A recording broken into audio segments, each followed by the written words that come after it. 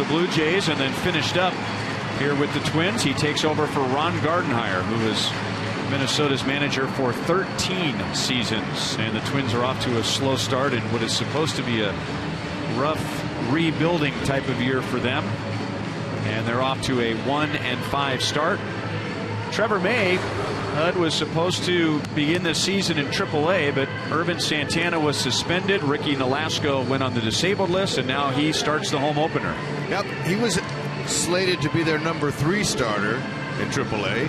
However, what a pleasant surprise for him is he got the call to be their opening day starter today. He's hoping that he can keep his fastball, slider, change up, and his curveball down in the zone. However, he's a 90 to 93 mile an hour pitcher, and if he's up in the zone, I'm sure the Royals will let him know. Minnesota defensively, and the return of Torrey Hunter. He left as a center fielder and he returns as a right fielder. That's right, a great acquisition by the Twins for sure to get this veteran where he started his career to come back here. What a nice ovation he got before this one. It should be fun. We'll see what happens. Arcia used to play in right. He's in left now. And center field's being platooned out there with Shane Robinson and Jordan Schaefer.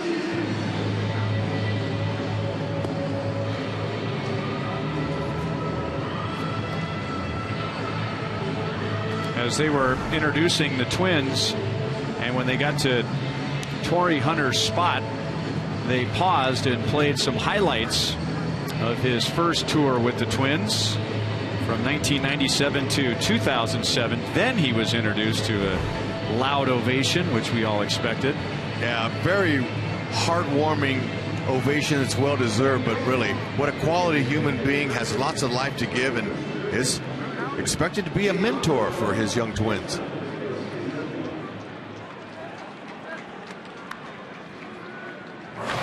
Now, Alcides Escobar has hit safely in each of the first 6 games.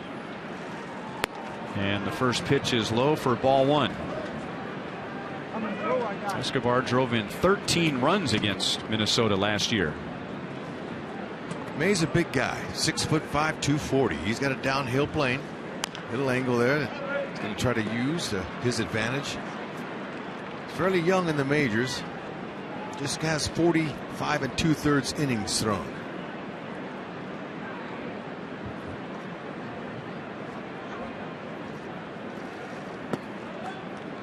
Two and 1 to Escobar. Has a high arm slot. He worked all spring training at getting quicker to home when runners do get on.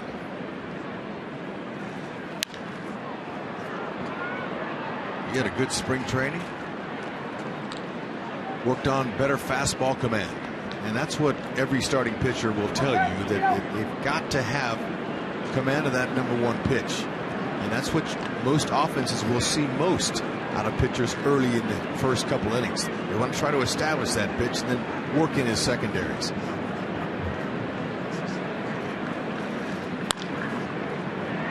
Out to Santana, who played a lot of center field for Minnesota last year. Now back to his natural position, 1 down.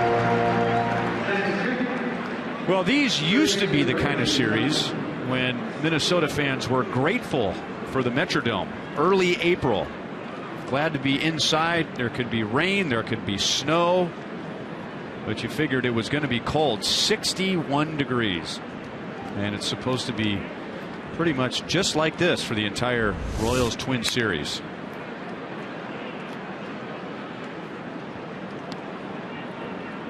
Nothing better than being outdoors. You're right, the stadium over there was nice to have this time of year, but then as the summer went on, it gets pretty stale in indoor buildings.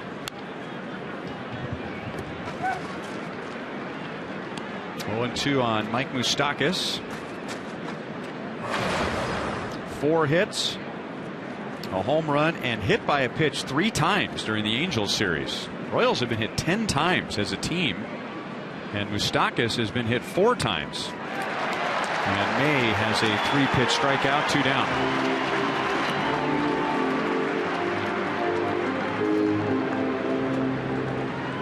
Take a look at today's Toyota League leaders.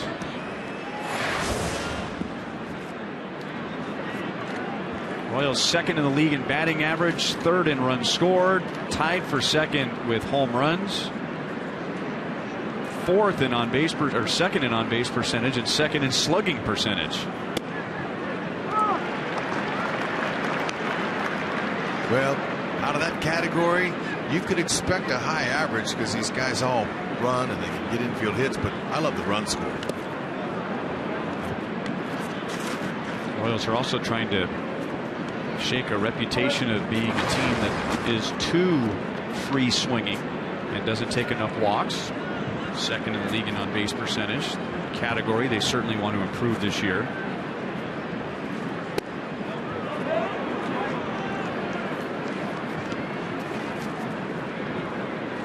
Lorenzo Cain had 5 hits in the Angels series, and on the topic of walks, he walked 3 times, so on base 8 times in the 3-game series.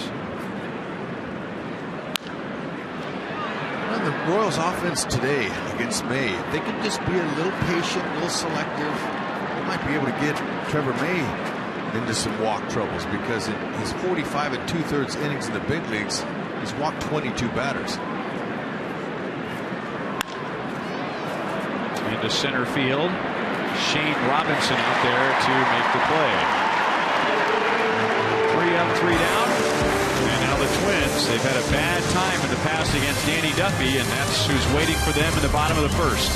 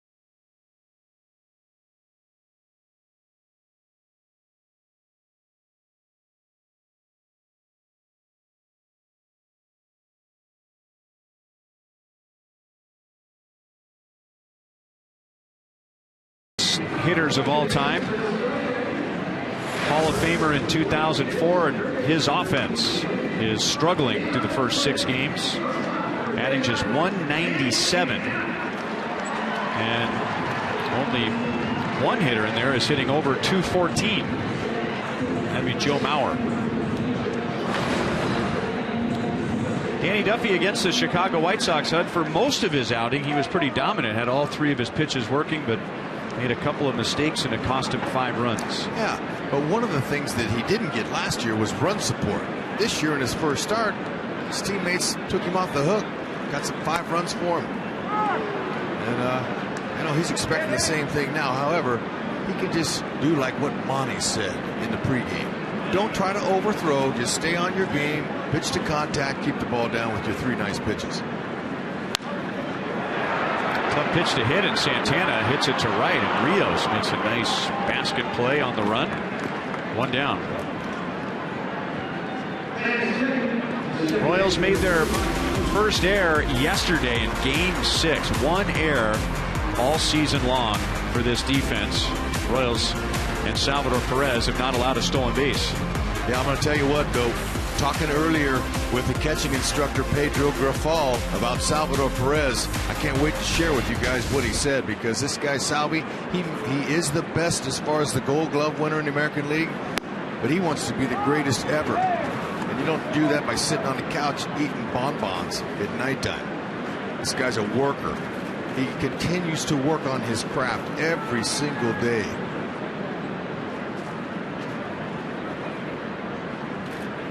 And that first out there that was made by Rios, that was not an easy play. That ball, Nori Aoki was really fantastic, and they wouldn't have won they went as far in postseason had they did, but Rios takes a lot better routes and he's a lot more sure. That's a tough pitch to hit.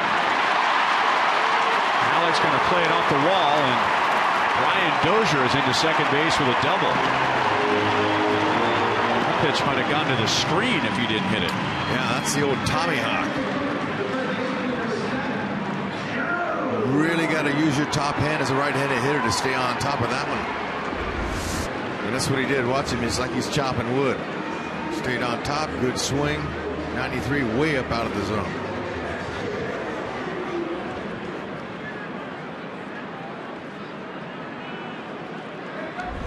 Duffy fastball, curveball, changeup.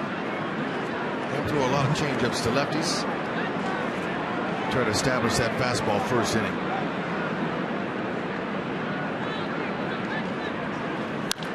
Joe Mauer goes after the first pitch. Test. Alex brings it down, looking up into the sun, 2 away. Well, these early swings show you how badly the Twins want to stay ahead in the count against Duffy.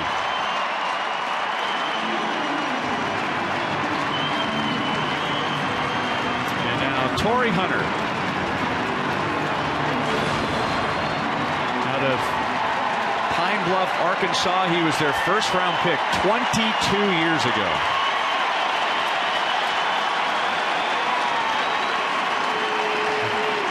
Wow, that's a lot of baseball.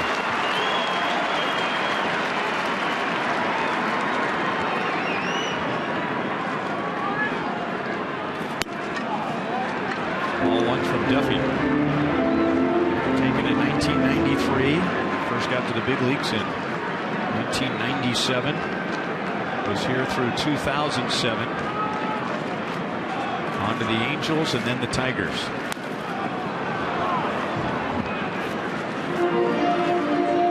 One strike. Told you that the Twins as a team have struggled against Danny Duffy in the past. Here's what they have done individually. Torrey Hunter doesn't have a hit yet against Duffy.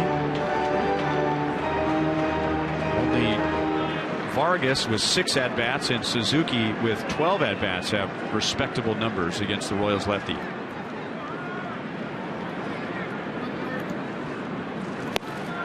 Slide step, and he throws it right by him. 1 ball, 2 strikes. Duffy does a nice job. He's established last season with the help of Dave Island the fact about not worrying too much about the runners, but incorporating that slide step really helps him get that ball home quicker to Salvi. Not that Dozier's going to be trying to steal or nothing, but he could. And he also has a very nice step-off move to runners at first base that he'll use.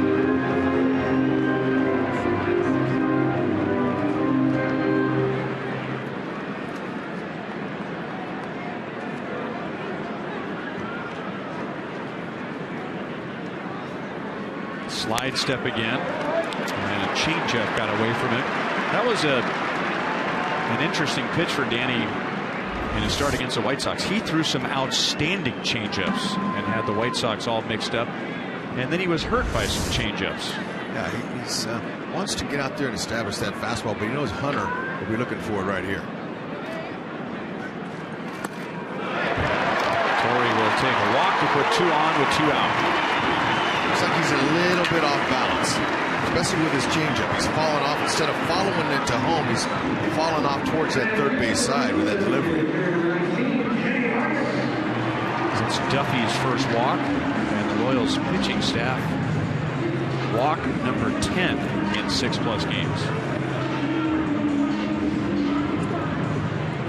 It's not too bad with only just one of those scoring.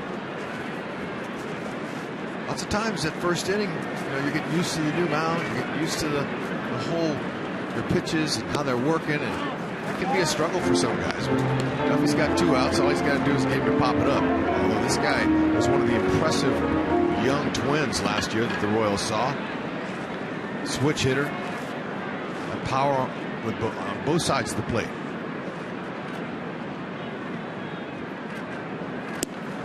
Great pitch. 1-1.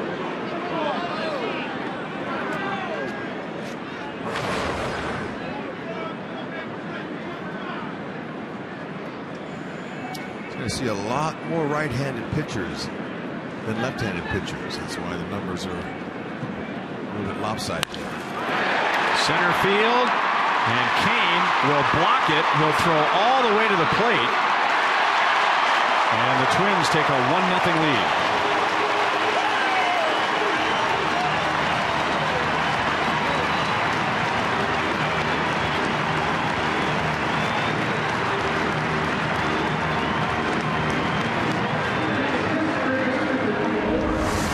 Compact swing, like how Lorenzo Cain didn't go all out and try to dive and make this play. It's early in the game. He pulled out the chute and backed up and kept it in front of him. Airmailed the throw a tad, but it was a nice job of keeping it in front of him. You see how he broke it down so the ball would not get by him.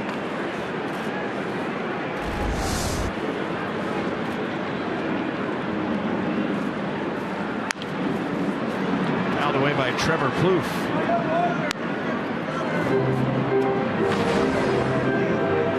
Off to a slow start after a career high 40 doubles a year ago, and then finished the season on the disabled list with a broken arm.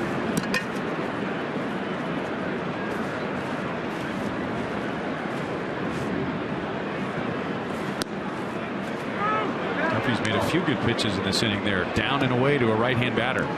95, you know, that's an excellent pitch. It's above average fastball, and he keeps that where he wants it. He can pitch off of that.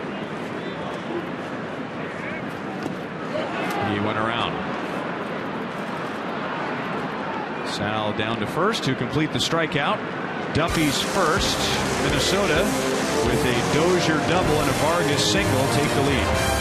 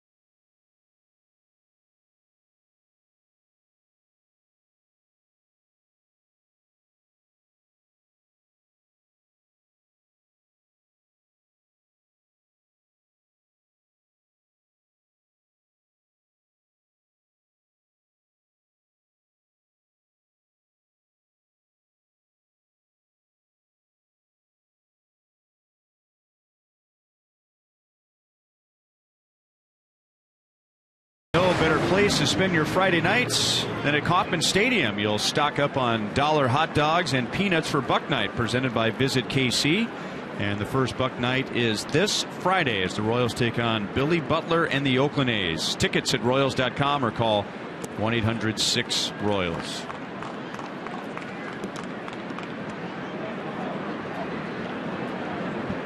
Royals went down in order against Trevor May, and then Kenny Vargas drove in a run in the bottom of the first inning. 2-0 on Hosmer. There you go. Make him throw a strike.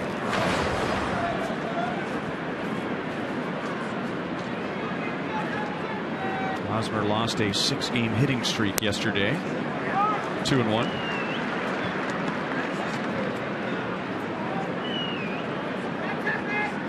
make that a 5-game hitting streak yesterday.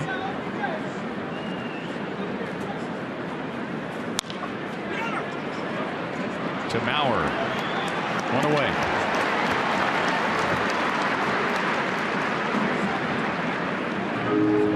Now Kendrys Morales, who started the season last year with Minnesota, started his season with Minnesota. He did not start the season with Minnesota.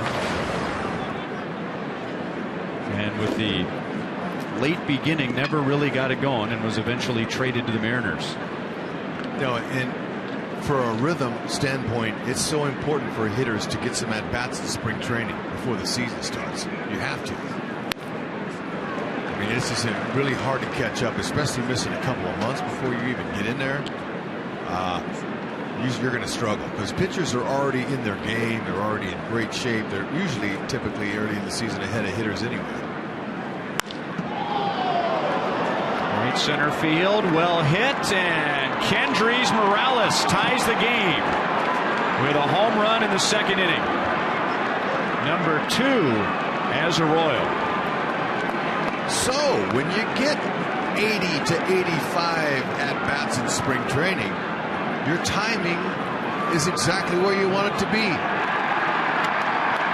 K-Mo, his teammates are calling him, just made a huge deposit at Target Field in his first at-bat, second pitch. That ball was not walking. Nice, easy, compact stroke. Caught the back underside, and you look what happened. Ties it up. Twins had to go out and get the lead now, didn't they? That just woke up the Royals.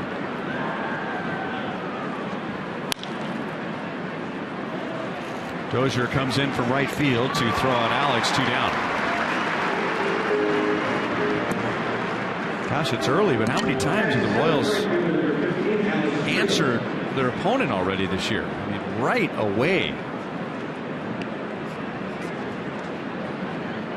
He estimated the home run distance at 405 feet for Morales.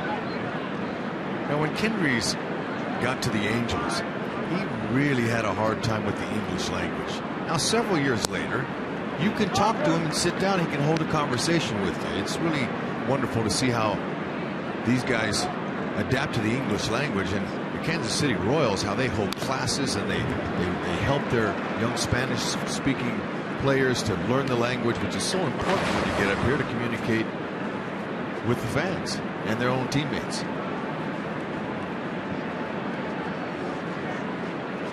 Alex Rios drove in 4 in the Angels series. 1 ball, 2 strikes.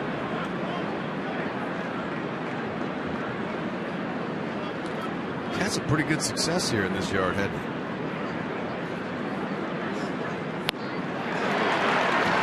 May strikes him out. This is game 7 for the Royals, and they have hit 10 home runs. This is number 2 for Kendrys Morales to tie the game.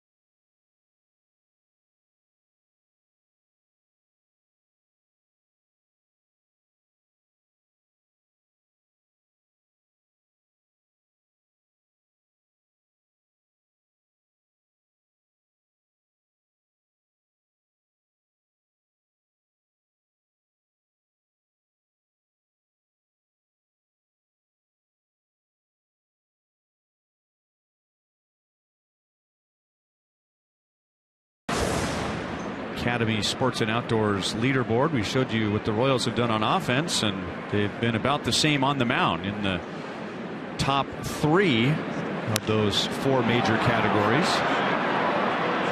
Again, Alex fighting the sun, and you can see the reflection on his glasses. Arcia is out on 1 pitch.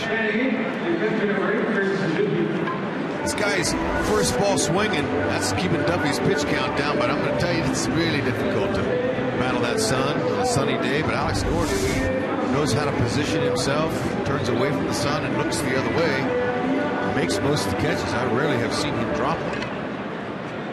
But it's not easy. We saw what the day game in Anaheim did out there for some of those fielders too. They had a difficult time, both teams.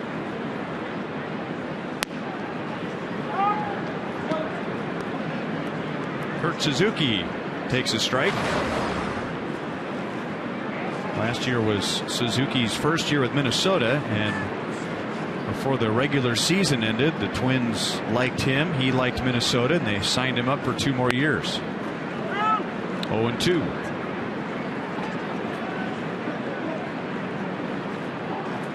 Solid veteran has just gotten better offensively, and that's typically what happens if you're fortunate enough to stay in the league long enough. You get better, you get to know the pitching, you get to know yourself, what your strengths are, what they're not.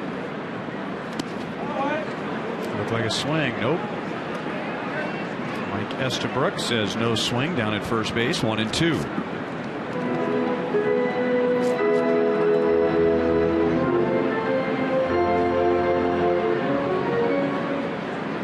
Suzuki represented the Twins in the All-Star game last year, which was played here on Target Field. Look out.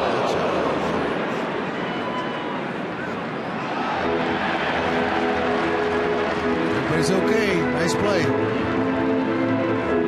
Ouch.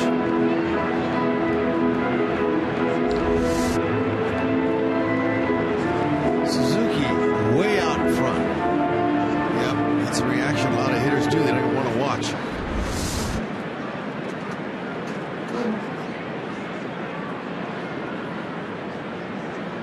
Go back in there again, and that got Paul Nart right in the center of the mask.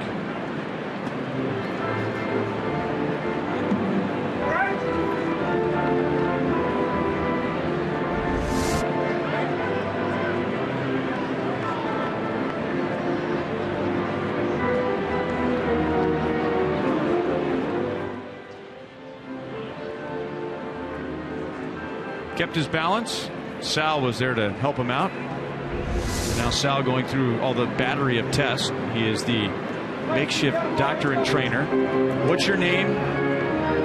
Where are you? What did you have for breakfast? Well, Salvi would know. He's been a ball magnet several times, and we hope to not see that at all for him in the face. 2-2.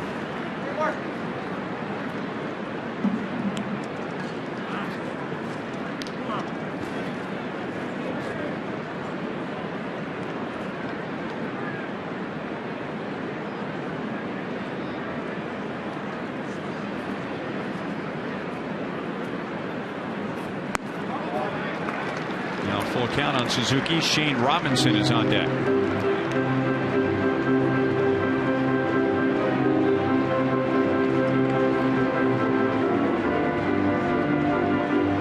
You can see that pretty soon with this late afternoon game that the shadows are going to be an issue as they creep in from the first base side. Fastball at 95 strikes him out. That's Duffy's second.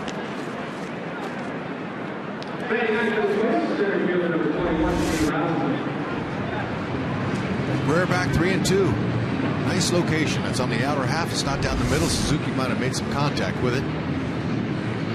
That shadow that favors the pitcher once it gets out there somewhere around that part of the field, because it's hard enough because you don't get much time to see it, but when it goes from light to dark, sometimes you miss it.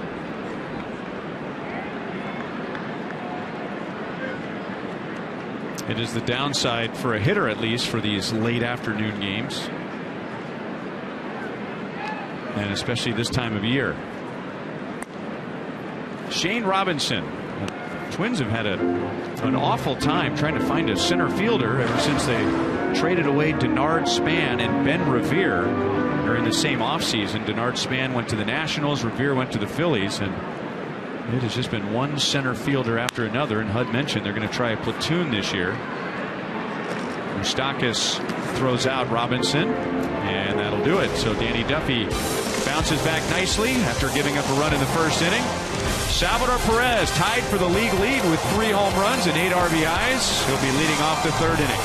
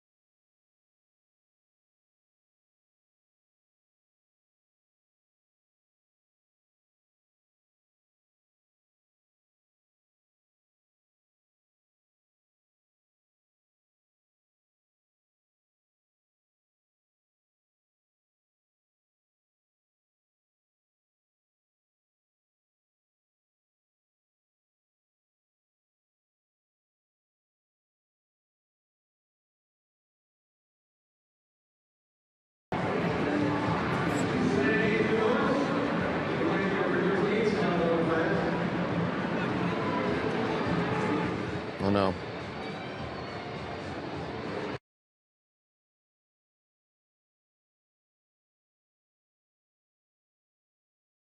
Time for the University of Kansas Hospital injury update. Saw Yordano Ventura leave a 2nd straight game yesterday. Both times it has been because of cramps. First time in the thumb, yesterday in the calf. It was a calf cramp. Backside of the knee, upper calf on the outside. Talked to trainer Nick Kenny about it. He said mild tightness. He is not expected to miss his last start. They've been escalating hydration techniques with him ever since that last start. He's getting plenty of fluid, but here's what's going on, guys. You pitch, you're out there, you're competing under a lot of stress. For a guy like Yordano, and especially yesterday, a lot of emotion. And he said that some of this is emotional, physiological. The heart rate goes up. And a veteran player knows how to calm himself down, but you're expending a lot of energy and calories and burning through fluids, going 100 miles an hour all the time. This is a matter of a young guy maybe needing to try to back off a little bit because he's expending a lot of energy. That's what's leading to that. Yeah, it's hard to figure, really, because 2 starts, 2 cramps in a couple different spots. That got through 2 Twins. They have not had a good start on defense, and Salvador Perez has hit in 7 straight, just like Kendrys Morales, and he's on to begin the 3rd.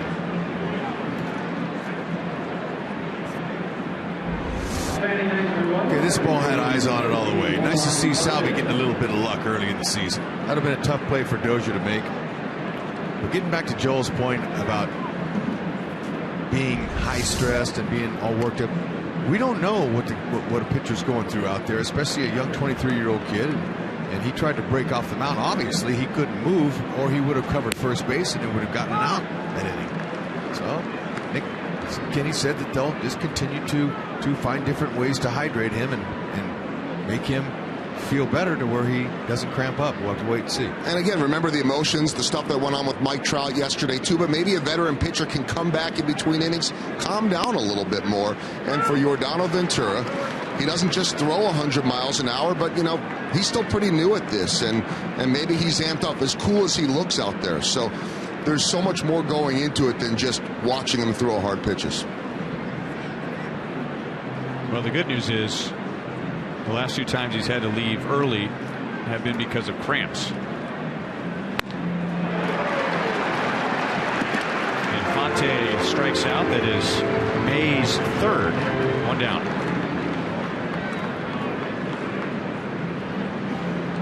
Number 2 of series. 6'5" Trevor May now will make his way through the Royals lineup for the 2nd time. He got Escobar to round out to short in the 1st inning.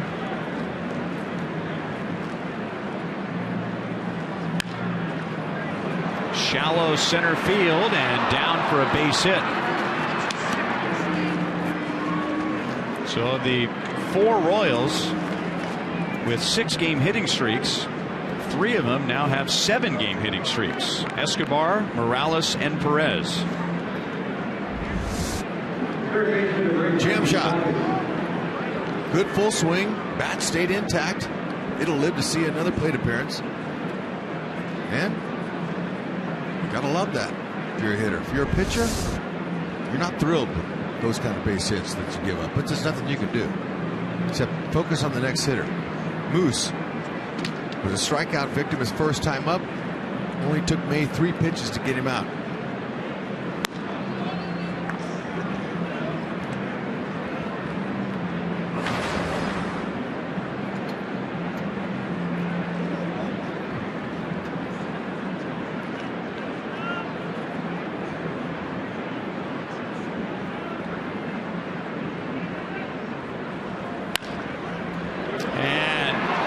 Play by Dozier.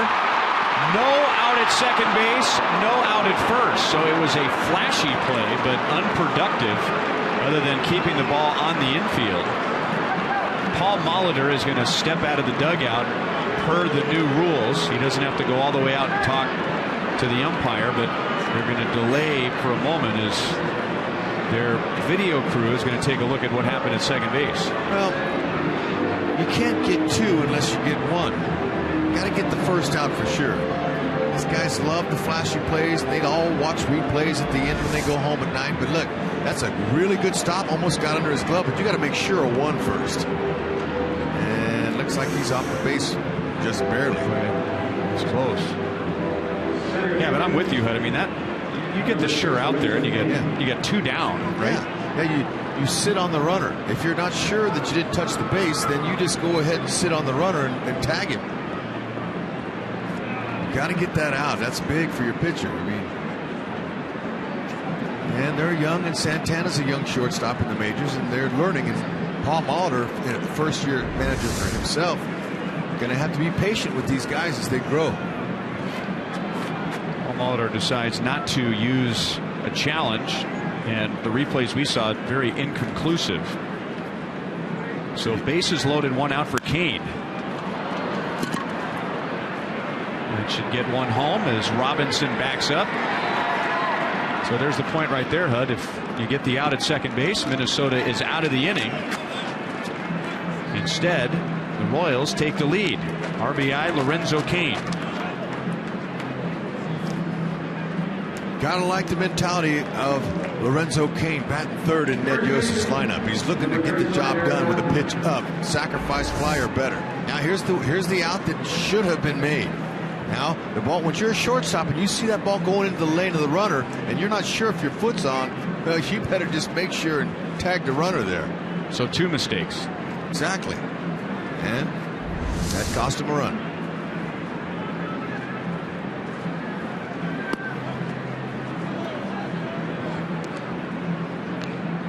You know, that's a perfect time for a shortstop to give the runner a little knee sandwich. I mean, you know, you don't happen very often that a fielder can jump on the player, but when the ball takes you there, you just kind of, you know, cuddle up and fall on him and get the out.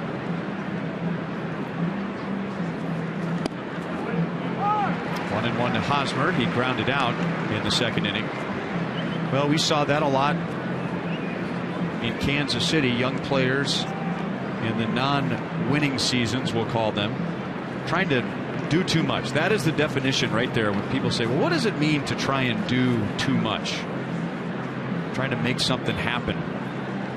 Get 2 outs on a play where there was only 1 out available, and in the end you get 0 outs. Where I think the Royals, the way they've been playing right now, confident, feeling like they can win a game late, or any other team feeling confident, just might say, we'll just take the 1 out right here. Royals don't need any help, but they'll take it.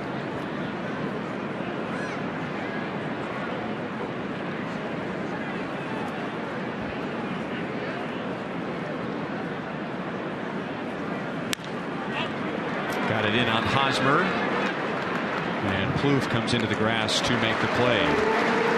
1 run, 3 hits. Royals have scored in the last 2 innings and have the lead for the first time.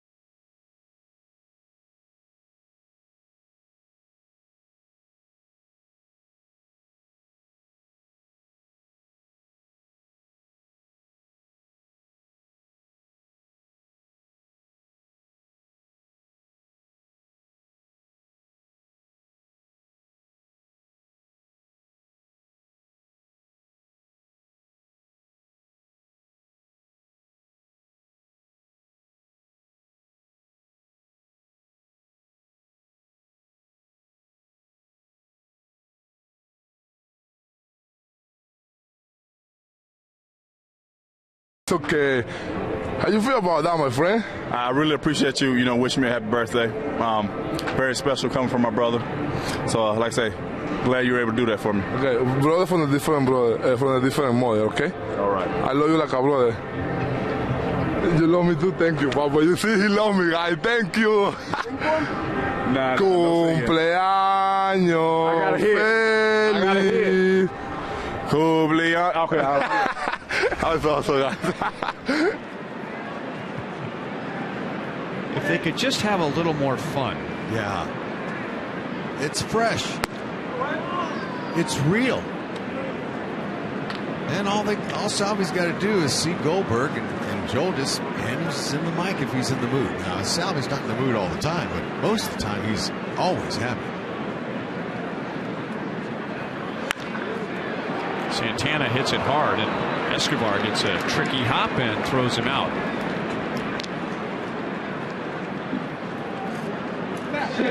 Incredible hands, Escobar. This ball hopped up on him. I mean, that ball was hit hard, too. Now watch him. You got to stay low. He's staying low. He's watching it. Ball comes up. He's able to trust his hands. Gets his feet. Throws it hard because he knew Santana could run a little bit. Escobar, blessed with it all. Great feet, soft hands, and a cannon for an arm. Aggressive swing by Dozier. He had a pitch that came in about shoulder level and got on top of it and doubled, and eventually scored Minnesota's run in the first inning. 1 home run for Dozier and 1 home run for Minnesota so far.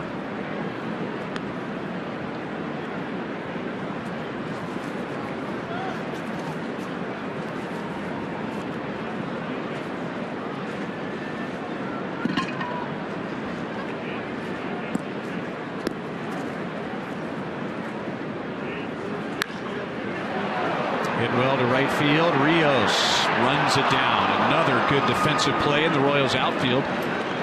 Second time that Rios has made a good play, and Duffy tips his cap. Nori would have circled, spun 2 times, and He might have got to that ball, but I doubt that.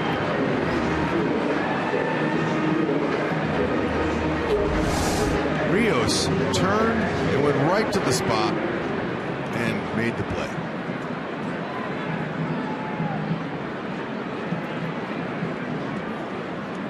Joe Mauer with 2 down, nobody on. He swung at the first pitch in the first inning and flied to left.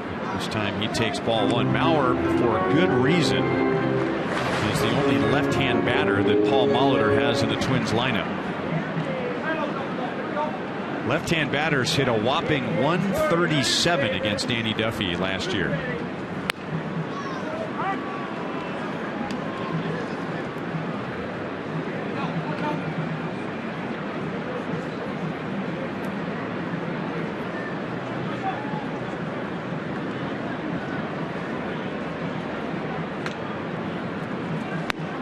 Good hard breaking ball, 1-2.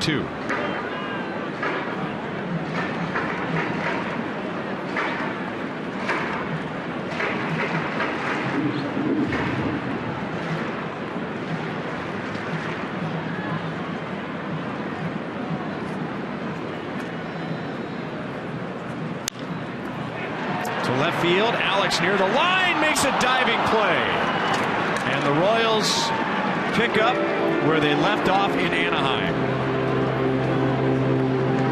It looks like a big outfield here, but with the Royals in the field, it isn't. You can't drop one in there on Alex. Great play.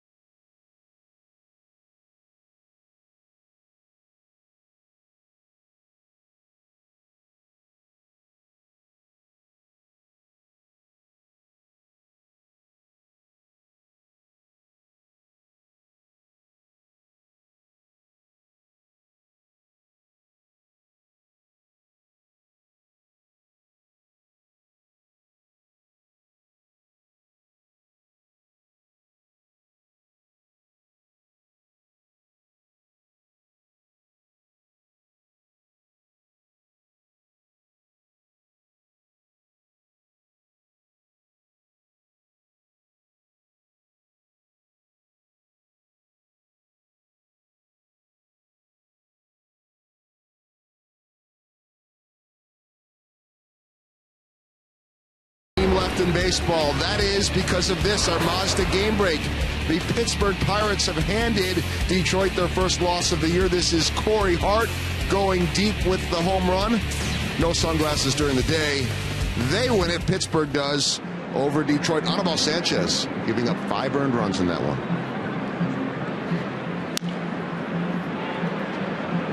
Morales to the line in left field. Arcia did not make the play, and it dropped in fair territory. So the timing is perfect in that Alex Gordon in that part of the field just made a great play right after Rios made an excellent play. And now a very similar fly ball in left drops for a base hit for the Royals. Yep, and he touched him while he was still in fair territory. Morales could have had 2. He was hustling all the way, but he decided he would go back as Santana dropped it when he picked it up.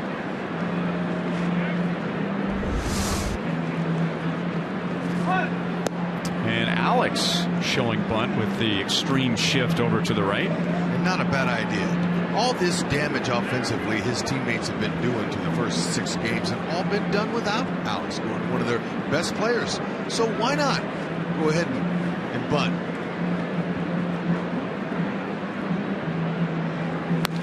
As Trevor Plouffe, as soon as he squared around, he came back over and played a little bit more on the grass. Still, that doesn't matter. Alex just takes his time and puts a bunt down the third base line. He can still do that if he wants. And the shadows are an issue now. Now to Dozier. No double play. That was a long flip to Santana. Way too far away to backhand flip that ball, especially with a guy like Alex that can run.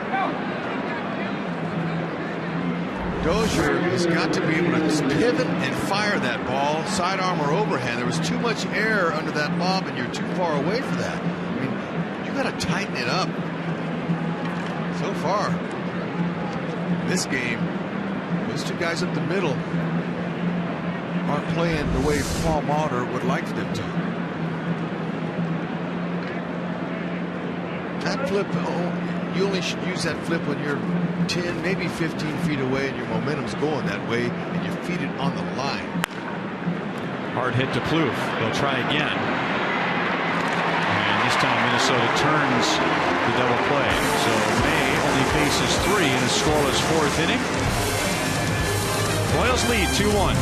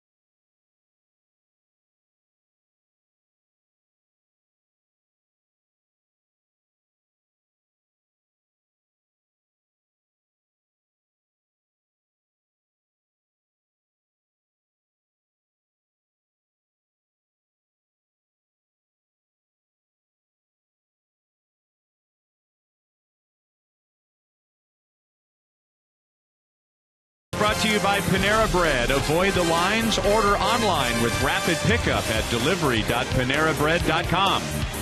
By Menards. Save big money at Menards on all your home improvement needs. And by the all-new Chrysler 200, America's import.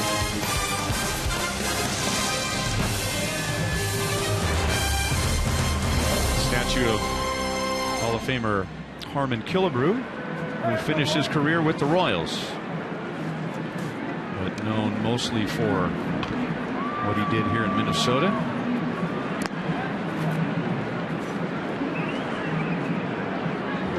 Torrey Hunter will lead off the bottom of the 4th inning. Danny Duffy's retired the last 7 since allowing Kenny Vargas base hit, which drove in Minnesota's run in the 1st inning. Morales homered for the Royals in the 2nd. Kane hit a sac fly in the 3rd to put the Royals in front. 1-1.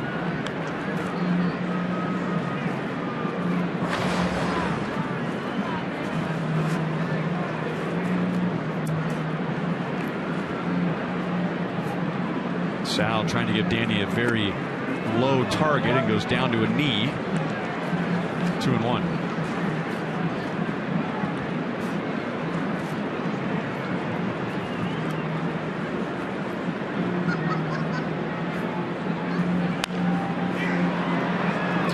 knuckles. And again, Alex fighting the sun, turns away to get a better angle. And Duffy's retired 8 straight. Well, Royals fans, you can now own a piece of the 2014 postseason as the Royals and Jostens have teamed up to provide the only officially licensed American League Championship fan collection. Relive the history-making 8-0 postseason run to the pennant, to the World Series, with American League champion fan rings, necklaces, cufflinks, key rings, and more. Royals.com/fan rings. Big curve in for a strike to Kenny Vargas.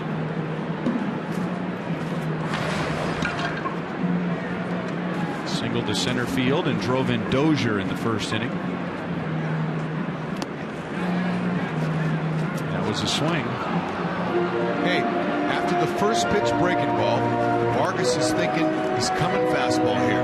Duffy doubled up with it. Sometimes pitchers will do that, especially if they throw strike one for a curveball for a strike. They'll double up. Duffy did. Now he's going to heat him up. Oh, how about that? A little quick pitch by Duffy. That was nice. That'll ruin a hitter's timing. He put another thing in the back of his head.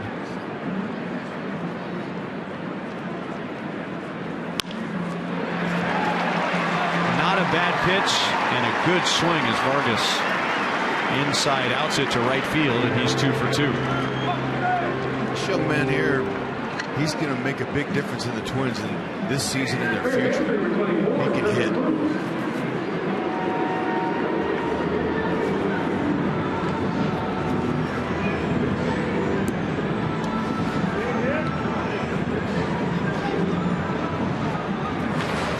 Trevor Plouffe struck out to end the first inning. Chased a curveball in the dirt against Duffy. Danny is struck out 2, walked 1. Changeup is down and away.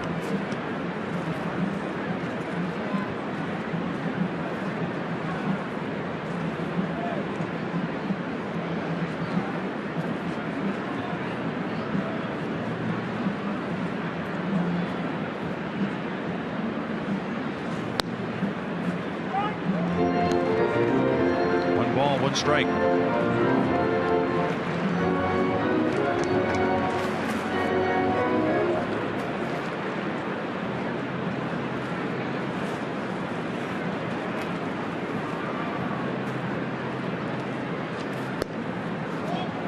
Duffy, he's been nailing that spot all 4 innings. He's starting to get his rhythm.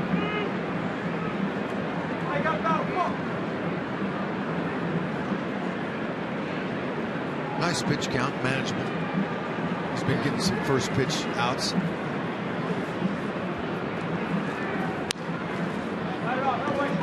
It's got to be very hard for a hitter right now. We were telling you about the shadows on the field, but there are also some clouds in the area. So 1 minute the shadows are there, then the clouds move in front of the sun, the shadow goes away and then reappears again. Plouffe strikes out for a second time. That's 3 for Duffy. Plouffe's been playing a little bit of first base for Paul Molitor. He played first yesterday, his second career start over there. And there was up in his zone, a little wrinkle. You see how he threw off his timing.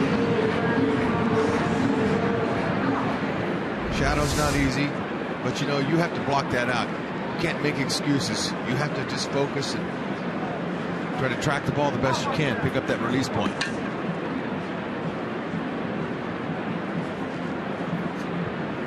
Oswaldo Arcia. I mentioned that, said earlier that Mauer is only left-hand batter. I was wrong. Mauer and Arcia, left-hand batters in Paul Molitor's lineup. Arcia flied to left first time up.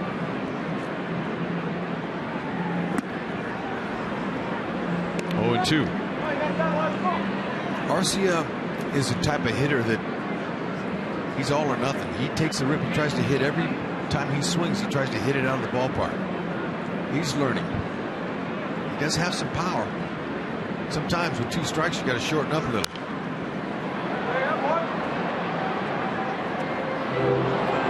guys are all learning. Paul Molitor told me before the game that they're counting on these young players in the future. They have one of the best minor league systems in baseball with a couple of hot top prospects. One of them is a third baseman, Miguel Sano.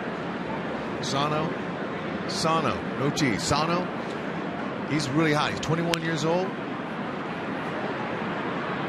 And Byron Buxton, center fielder, would be. That's right. Some people think he might be one of the best prospects in all of baseball. 3 scoreless for Duffy after allowing a run in the first inning. Royals lead 2-1.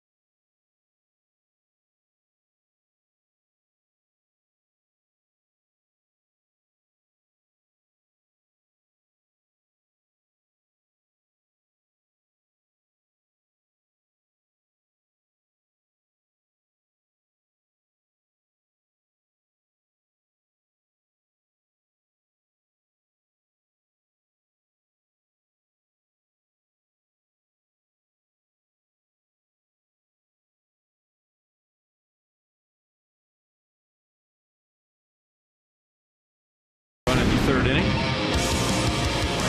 He is our most trusted player, brought to you by the most trusted brand, Honda.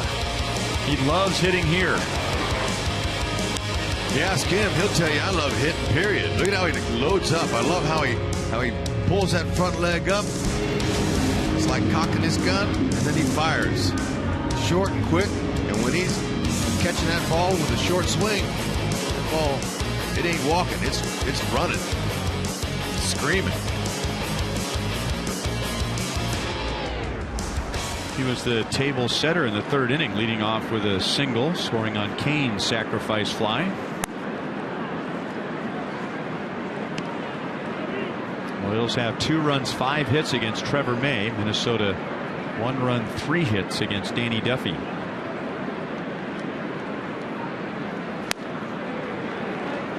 One and one. All this talk about how the Royals will rest Salvador Perez. There is an off day tomorrow, so he will get a day off and not have to miss a game. Just like after the home opener in Kansas City, with the weather possibly being iffy here in Minnesota. Opening day today and then a backup day tomorrow. Boy, no problems today. Just gorgeous in downtown Minneapolis.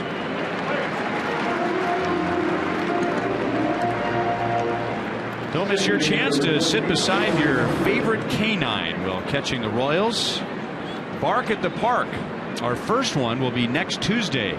Minnesota will be at Kauffman Stadium. For $35, you get a ticket for both you and your dog. You also get a Slugger chew toy, and a $5 donation will be made to Wayside Waifs Animal Shelter. And remember, you just can't show up next Tuesday. You have to register beforehand, and you can do that at royals.com/special events.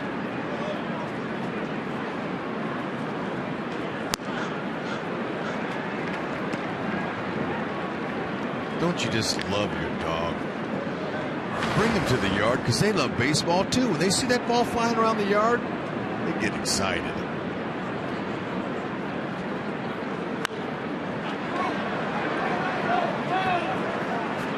One and two on Infante.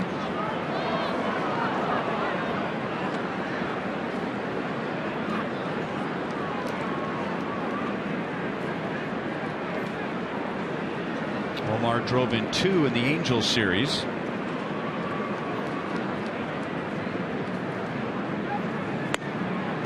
Changeup. Here's the effect of the shadows. That was truly a fastball swing and a changeup. Trevor May has struck out his 4th.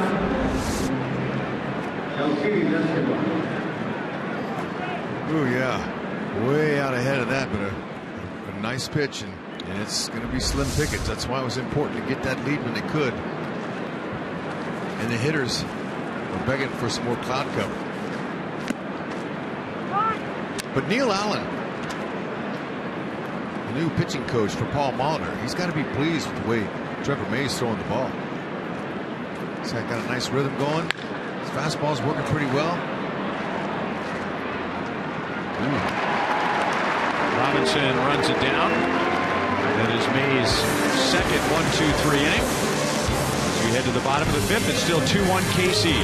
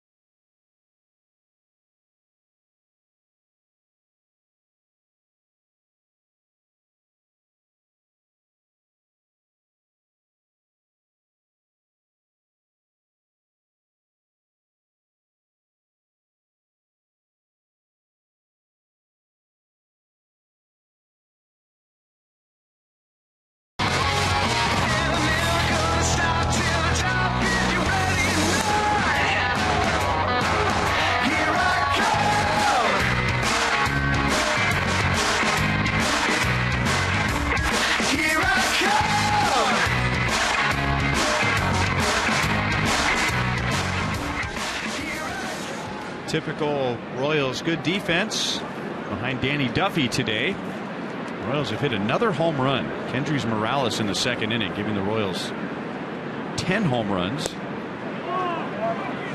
The Royals also have a sac fly from Lorenzo to give Duffy a 2-1 lead.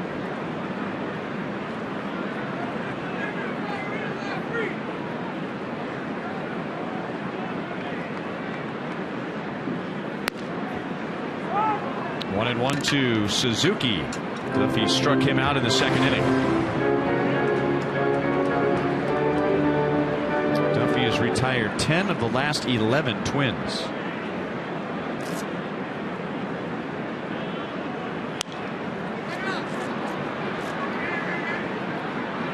Moustakas wants it. He's got it. 1 down. You know, I got a chance to talk with catching instructor for the first time this year, full-time, Pedro Grifol, before the game. A little bit about Salvador Perez and the makeup and what he's been working with on Salvi. And it was pretty interesting to hear from Pedro about. He said that Salvador Perez reported to spring training on January 5th. He said, really? Man, that's, most guys are at home, finishing up their vacation. He said, no, Salvi came early, wanted to work on receiving. They'd set up a pitching machine, and they would start learning different hand techniques, how to square up your body to the plate, to the pitcher, how to give a good target. how to make those strikes look good, how to frame them up. Working on the little things like that. You know, he already is one of the best catchers in baseball. Salvador Perez, he's a relentless worker. Pedro lives in Arizona. Salvi doesn't, but he came there just to work on refining his skill. And 2 down. This is even after a short offseason. The whole October, he went to Japan, and he continues to work and play. He also said that, I talked to Salvi, and he said Pedro was really patient with me, and it's fun working. And you know, he worked for three weeks, and I said, was there anybody else that came along that worked with Salvi? And he said, yeah, a kid named Parker Morin came on, and then Salvi started teaching Parker. And Pedro said, whenever a player can teach another player, you get better, you get smarter, you get stronger. It's pretty impressive to know that Salvador Perez didn't just show up. He's working. If you want to be the best, you got to work at it. He also said that Salvador is extremely humble. He's a winner. Salvador Perez is a American League champion, soon to be World Series champion, because of his work ethic. 3 up, 3 down against Duffy.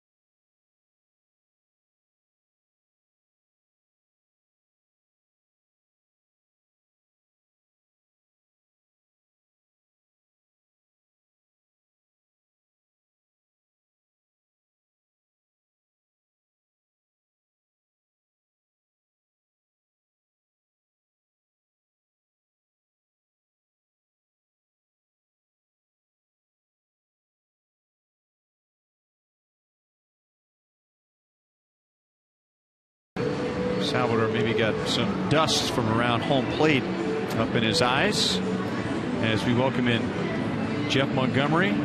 2-1 Royals as we head to the 6th inning. Danny Duffy, Dave Holtzman was just telling me, and you know, he's just a start and a half into the season, but 75% of his pitches have been strikes. Well, he's a guy that needs to throw strikes, but he's got such good stuff. Oftentimes it's really difficult to tell, are his strikes quality strikes or maybe not as quality strikes, but he's getting some outs today, and that's the most important thing. Mike Moustakas leads off a sonic slam inning, 0-2 against Trevor May. Our contestant is Carl Zacher from Kansas City, Missouri. If the Royals hit a home run in this inning, Carl wins $300. A grand slam out of the park is worth $25,000 from Sonic and the Royals. You know, something I picked up on too, guys, when Duffy pitched against the White Sox, and for the most part he was good that day. I thought his line didn't look very good in the end, and yet his demeanor did not change at all. It was almost like Jason Vargas, like whether it was going his way or not going his way, you could not tell by his demeanor. Well, that's an important asset for a pitcher to have. We know if we go back to early in Danny's career, he would get so excited, he would get so, you know, really worked up on the mound, and he's really found a way to control that emotion. I think, you know, working with guys, you know, like a Jason Vargas has obviously been very helpful for him to kind of focus that energy and that, and all that toward what he's doing on the mound and trying to do with regards to getting hitters out. Yeah, but you conceal your emotions out there. Hitters, they're looking for something, and they go into fits when they can't get emotion out of the guy. It bothers hitters, but when they see emotion, they feed off of it. When you were talking about Danny Duffy's first start of the season, I guess it was Wednesday against the White Sox, and I thought his stuff was really good. Like you mentioned, his line score, 5 earned runs. Not so good, but it's just a couple of pitches with regards to his location weren't there, and he got hurt on him. Today he's got away with more pitches that have been maybe not as quality as his stuff was the other day, but he's gotten away with it. Right center field, Mike Moustakas has a 2-hit game. Royals have the leadoff man on for the 3rd time today. Now, since we were talking about Duffy, we were not getting a chance to talk about Moose and how he was battling. He was down 0-2. He's taking a couple strokes to the left side, and here's a ball on the outer half, and he's trying to lay it to left field, but his bat head got there a little sooner than he wanted, but he still dropped it in by shortening up his swing, not trying to hit a 10-run homer. What a difference, yeah. What a difference a year makes. Yeah, he's matured a bunch. He earned that base hit there. Lorenzo Cain is flied to center and hit a sacrifice fly to center, driving in his 7th run of the year.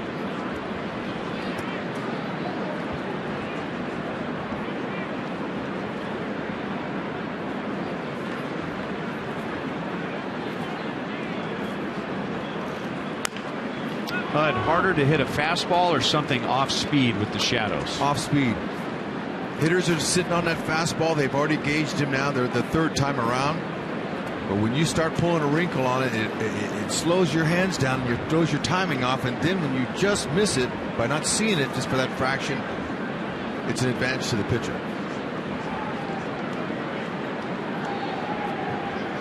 Look at dead red. I'll tell you, Trevor May's doing a nice job this afternoon.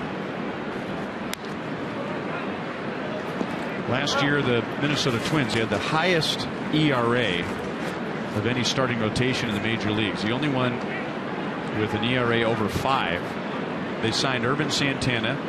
They were hoping for a healthy Ricky Nolasco.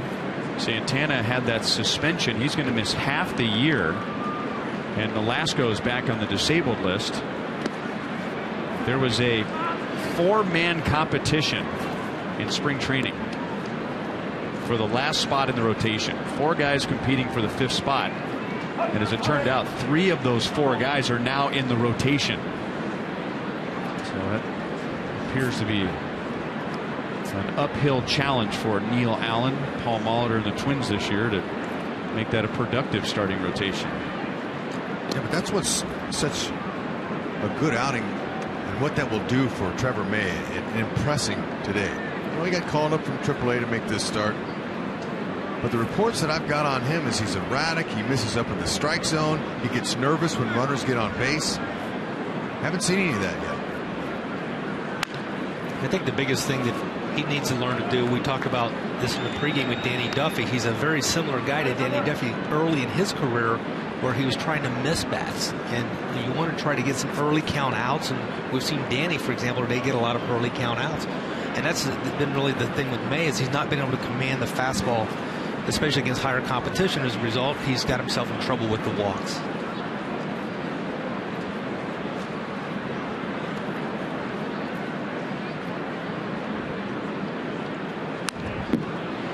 Cain and May having a battle, still 1-2. Trevor May is from the Phillies organization, and when the Twins traded Ben Revere to Philly, they got 2 of the Phillies' best young pitchers. Vance Worley, that did not work here. Worley is no longer with the Twins, and Trevor May was considered by some their #1 pitching prospect, Phillies' #1 pitching prospect. 2-2. Sure has that makeup and that body for a starting pitcher. Big, tall right-hander, power guy. 6'5", 240. Scouts drool over guys like that. Not just because of their power, but the ability to endure and have endurance and be strong and last. Hit well to right center field, and Torrey Hunter will not make the play. Moustakas will be held at third, and now nobody is there to pick up the ball, and the Royals will get 90 feet for Moustakas and 90 feet for Kane. That ball was driven off the bat on contact. Torrey Hunter, the veteran right fielder, threw his hand up, his glove up, to pretend like he had a beat on it and he was going to catch it. Moose didn't fall for it. He kept coming. But Lorenzo Cain, once he saw the throw was going to be over, he was the trail runner behind Moose. He pushed Moose home. Now Lorenzo, he knows, he sees it all the way here. Moose does too. See, Hunter put his glove up. Now Torrey tried to hit the cutoff man, but didn't. So Lorenzo Cain kept coming. He's telling Moose, go home. And even when Plouffe picked up the ball, might have had a shot at Moose. Because Mike Jersley had stopped Mike Moustakas at third base. Right.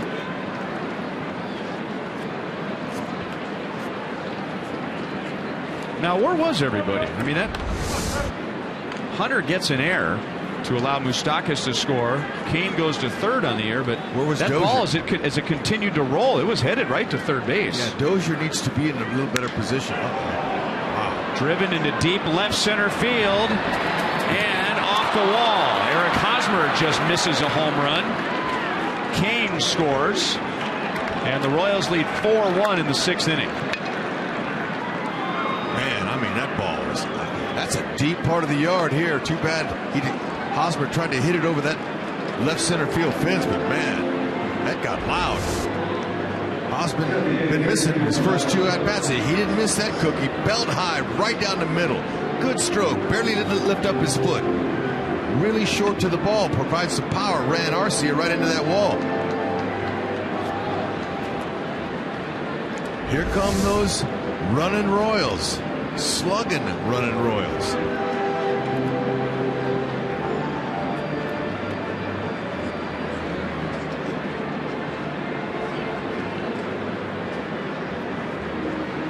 And that brings up Kendrys Morales after a trip to the mound, and Kendrys hit his 2nd home run back in the 2nd inning. Pitch right in the middle part of the play. One of the few mistakes made early in the game, and Kendrys Morales very, very comfortable at the plate. Makes him pay for it. Oh, going in the upper tank there. He just looks like a hitter.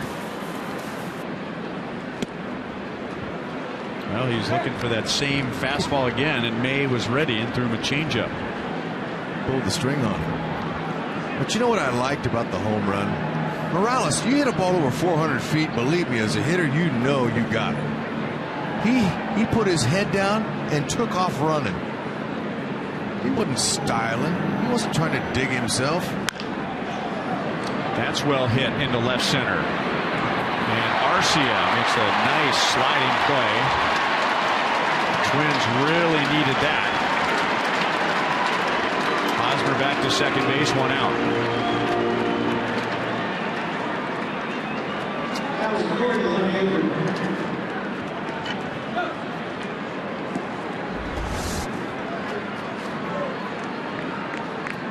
Shadow or no shadow? They're starting to get to May.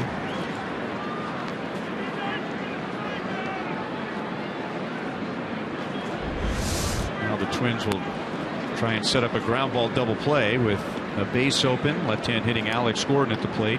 Rios is on deck.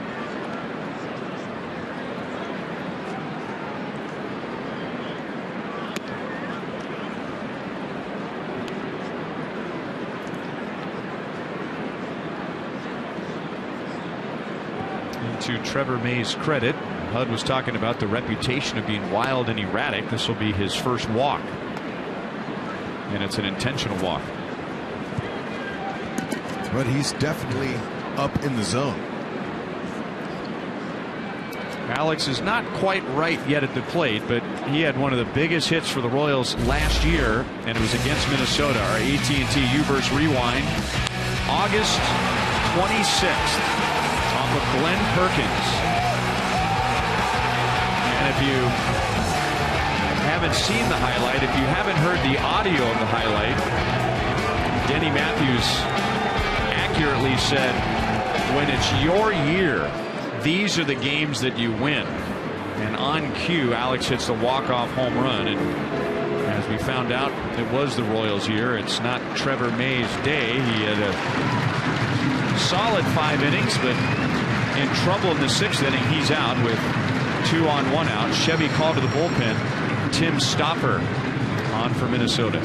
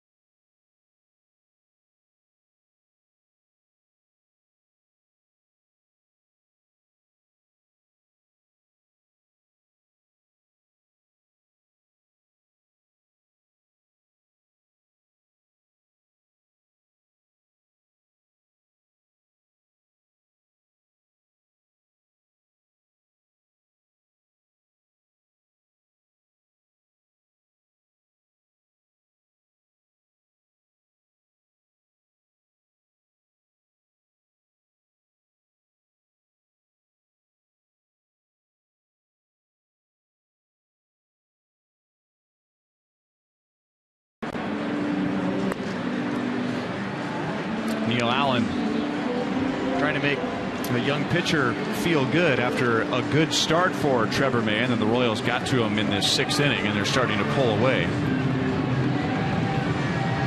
Eric Hosmer has an RBI double. The Royals also have a run in this inning on an error. Tim Stopper, a former first-round pick of the Padres.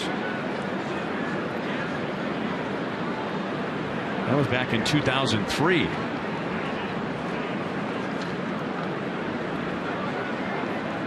We'll get Alex Rios after the intentional walk to Alex Gordon. 2 on, 1 out.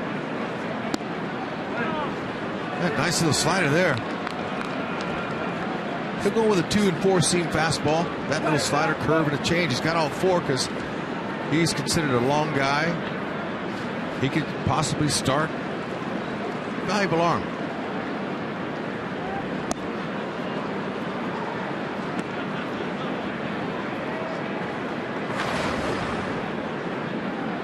Rios hit one right on the nose in the 4th inning, but hit it right to Plouffe on 1 hop, and Minnesota turned that into a double play.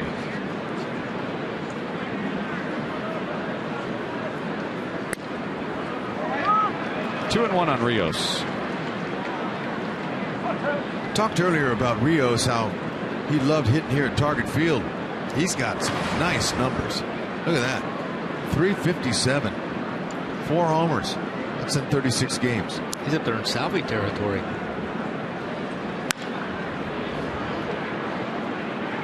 Robinson into right center field. Hosmer will fake a tag. 2 down.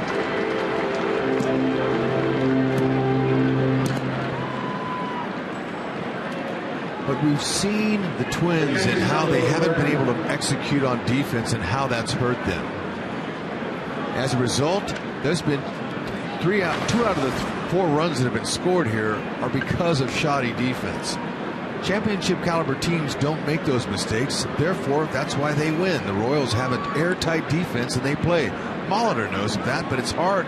He can't play anymore. He can try to be patient and teach these guys how to make those plays. I mentioned that exact same thing to Joel Goldberg earlier in the game when we were watching. I said that looks like the Royals, say 5 years ago when they were trying to learn how to play the game the right way, and you you don't show up in the box score. You don't see that happen. But if you're watching the game, you see those little things defensively, missing cutoff guys and not making those plays, trying to make plays you're not capable of making. You have costing your runs and you lose games. 1-1 on Perez. The defense is so hard to measure. Because sometimes you're not charged with an error, but it's a play you should have made. I remember that flashy double play that the Twins tried to turn back in the third inning. There was no error. There's no error in the box score. But there should have been one out recorded on that play. And if they had recorded one out, the Royals would not have scored.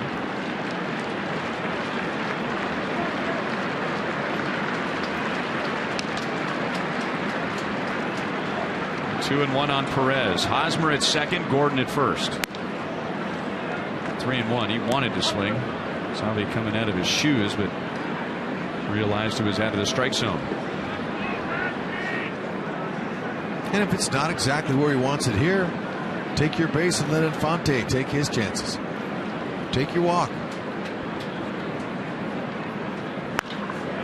Stroke to left field and down for a base hit. Hosmer scores. It's a 3-run 6th inning as Salvador Perez has driven in a team-leading 9 runs, and the Royals lead 5-1. And 3-1. Stauffer threw him a slider, but it stayed out over the plate. Salvi was on it. Just a little wrinkle, but it's on the outer half of the plate at 83. And when you're swinging a hot bat like Salvi is, that's a meaty pitch. Salvador Perez, here's how you get to a team leading, and depending on what went on around the league today, possibly a league leading 9 RBIs. You got to be good with runners in scoring position. Salvi is 6 for 9 with runners in scoring position. And that's all out of the 8th hole. Because there's so many good hitters ahead of him, Ned Yost has said, you know what? I need some guys down at the bottom that can knock those guys in. Santana will flip to Dozier to put an end to the inning. 8 come to the plate. The Royals score 3. And with the Royals bullpen, Minnesota's running out of time.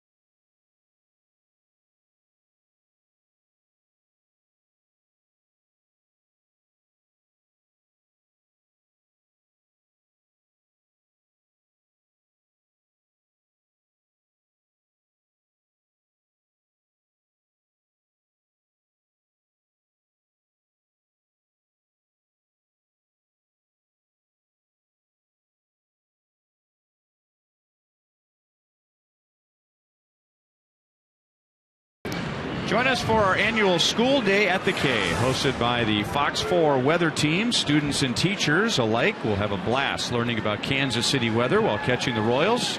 Fun-filled and educational. What more could you ask for? That's Thursday, May 7th.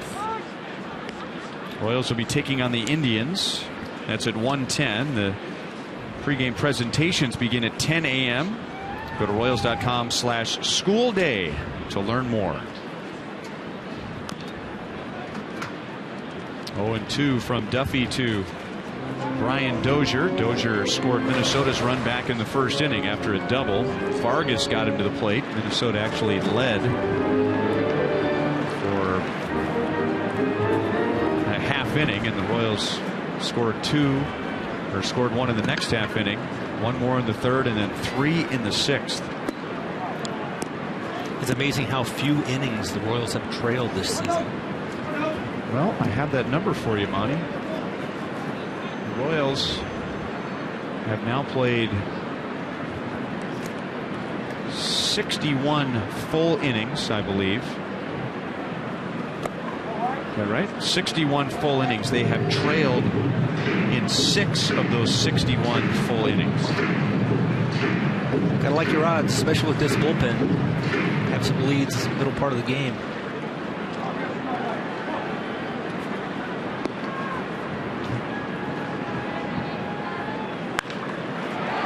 Dozier again, jumping on a pitch that was up and hits it to the wall in left center field. He's had 3 good at-bats, 2 doubles. His only out was a line out to deep right, and he's on to begin the bottom of the 6th inning. You see Duff here, he's going to get that little breaking ball, stays up in a upper part of the strike zone, really does a hitter a favor. Anytime you leave the ball up, he doesn't have to work for the hitter. Dozier doesn't miss it. Yep, nice compact stroke.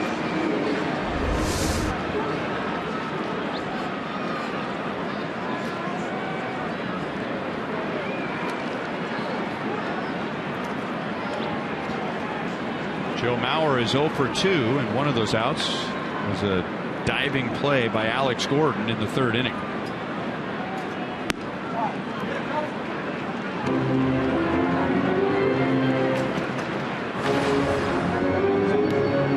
Bearded Joe Mauer. I didn't recognize him when I ran into him out in the field today. Had to take a double take, had to check out his number.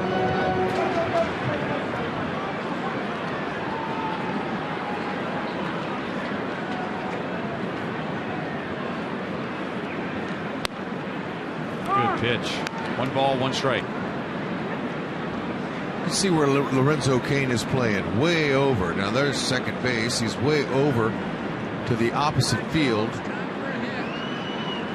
because Mauer, that's the only place he wants to hit the ball now, it seems.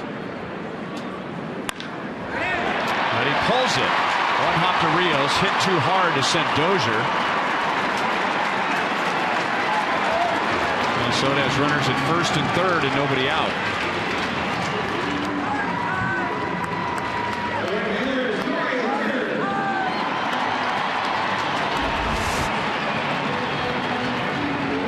Fastball in. I think he had an idea that was coming at 92. He was quick inside there.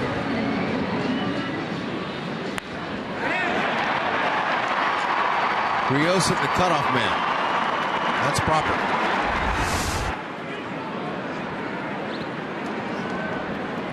How about the offense so far this year? We've talked about the explosiveness of the Royals offense. In years past, even in last season when they were averaging just 4.2 runs per game, Danny Duffy wasn't getting any run support.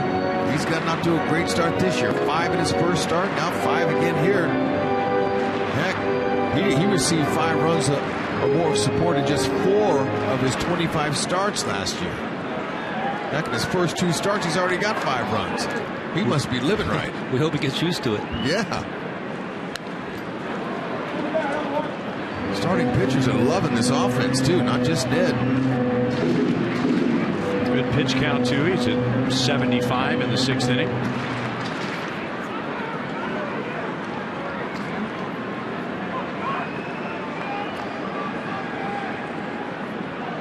Slide step. 1 and 2. Torrey Hunter has walked and flied out. I think Duffy would let Dozier score and have that run in exchange for a double play. Would you, Monty? I would love it.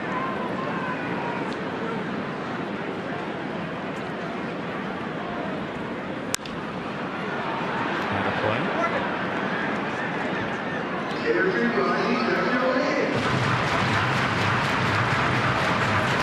Madsen begins to throw in the Royals bullpen.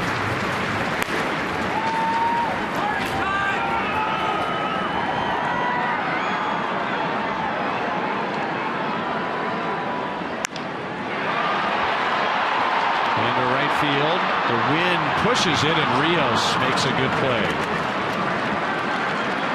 Torrey Hunter drives in Brian Dozier to make it a 5-2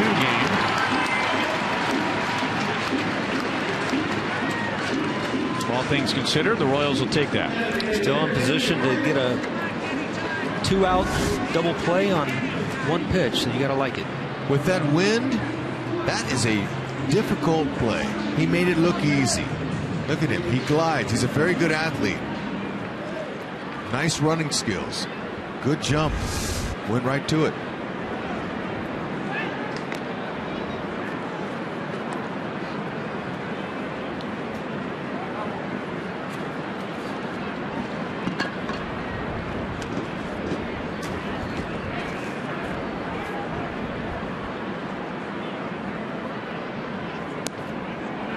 Down to Vargas. He has 2 singles and drove in the Twins' first run back in the first inning. It was his first RBI of the year.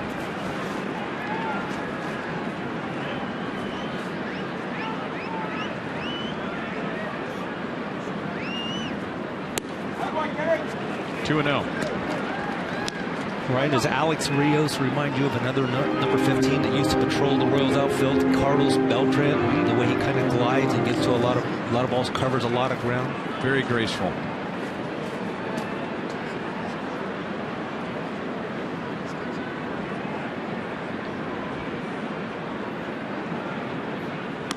I'll tell you who reminds me a little bit of Beltran is watching Paulo Orlando hit a triple. Beltran was fun to watch.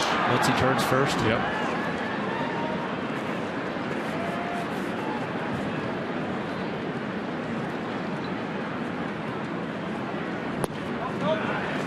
Duffy's been very good to that part of the strike zone he just missed. Down and away to a right-hand batter. 3-1, and the potential tying run on deck. Trevor Plouffe, who has power. There's Paulo Orlando with his major league record. First 3 big league hits, all being triples. In on Vargas, 3-2.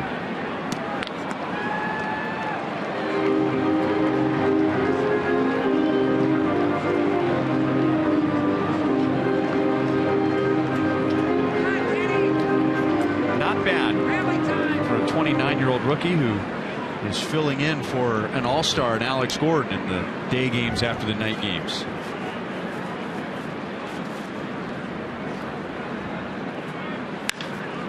There's the ground ball and the double play.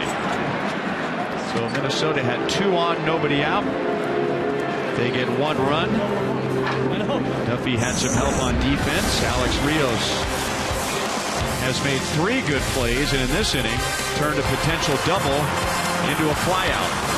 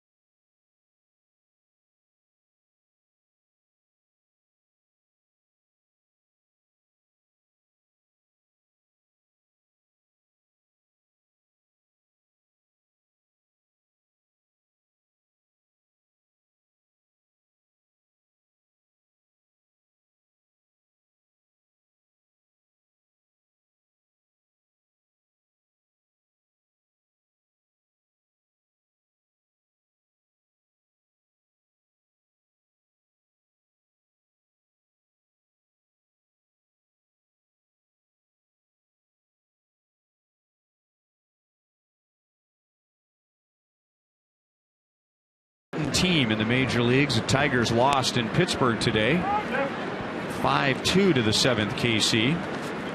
Top of the order against Tim Stauffer. He came on for Trevor May last inning and recorded the final 2 outs.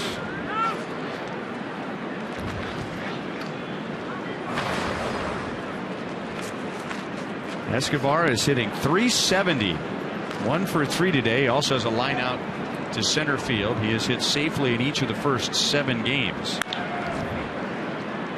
Santana backhands, throws on target, 1 away.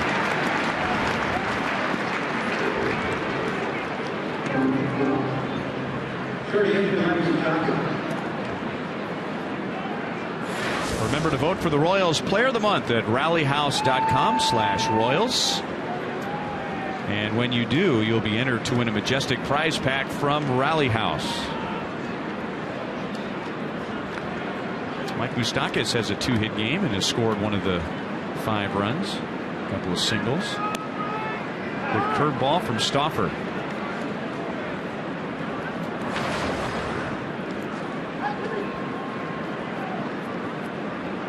.375 for Mike Moustakas. Wanting to be able to hit more to all fields this year after being primarily a pole hitter. How about that? He still doesn't have a hit to the area where he normally gets all of his hits. Well, Brian, I think he's unlocked tremendous potential by using all of the baseball field play out during the course of the year, but nice to see that way that he started the things out and carrying the plan into the season from spring training. And goes the other way again. That ball flattened out a bit on Santana, but he will throw out Moustakas 2 down.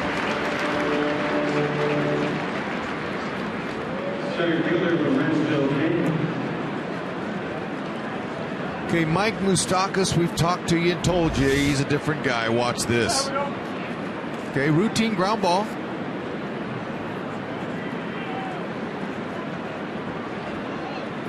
He's giving it all down the line. He's a number 2 hitter. He wants to steal some bases. He wants to help his team win. That's a mature young man right there now. Amazing how it takes you 2 or 3 years sometimes to learn how to fail before you can succeed. Everybody has to go through a humbling game. You better believe it, Monty. Even the greatest have been humbled.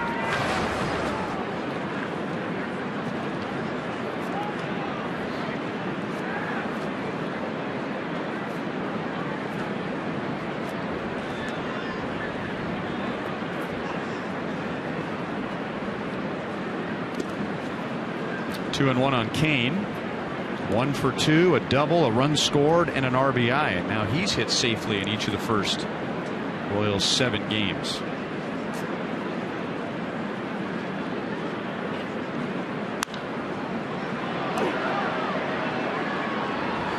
Two and 2. Should be a big night here at Target Field on May 1st. Are we here May 1st? Look at that. One of the greatest players in the history of the University of Minnesota. And I'll tell you what, Paul Molitor wasn't that bad either. You had more career triples than he did.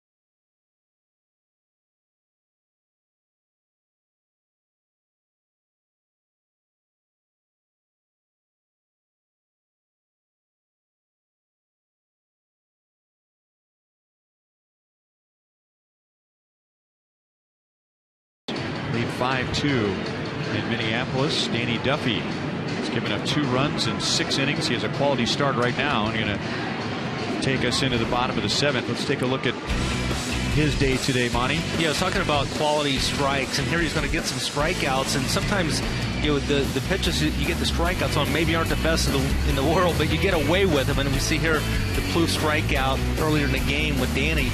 Great to see him going into the 7th inning, and when you establish yourself, the fact you're going to throw all these pitches in any count, you're going to get some breaks, and he's gotten some today. He has a quality start as of right now. And so that's 4 for the Royals, the potential for 4 at least in 7 games. And the starters did their part last year to help the Royals bullpen.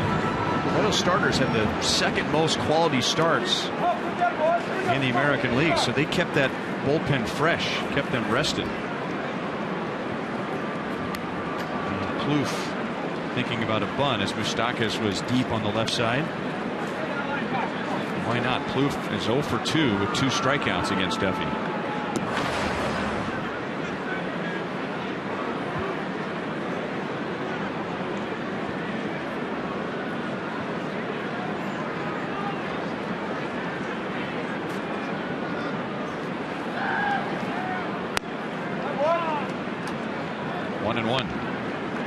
It seems like Danny's gotten more consistent with his delivery as the game has moved forward. His breaking ball seems to be better later than it was even earlier. A lot of times early in the game he's falling off the mound and he just wasn't as compact in his delivery.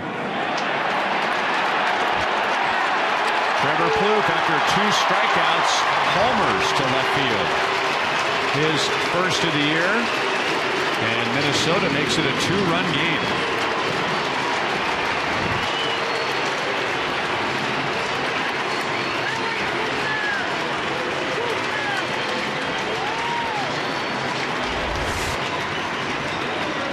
See this pitch, Danny Duffy again, middle part of the plate. Balls don't get missed very often, especially when they got a little velocity to them. And when you're 0 for 2 with 2 punch outs, you're looking heater right there.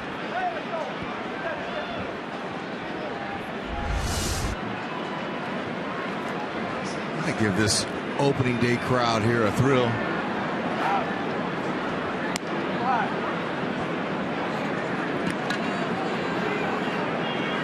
Oswaldo Arcia is 0 for 2 against Duffy. The Royals will shift on him over to the right. And he hits it right into the shift. 1 out in the 7th inning.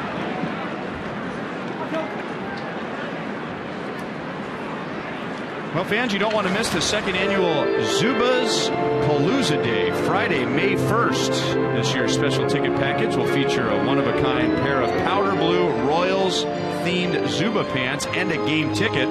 Packages start at just $25. Purchase today while supplies last at Royals.com/special events. Danny Duffy, 6 1/3 innings.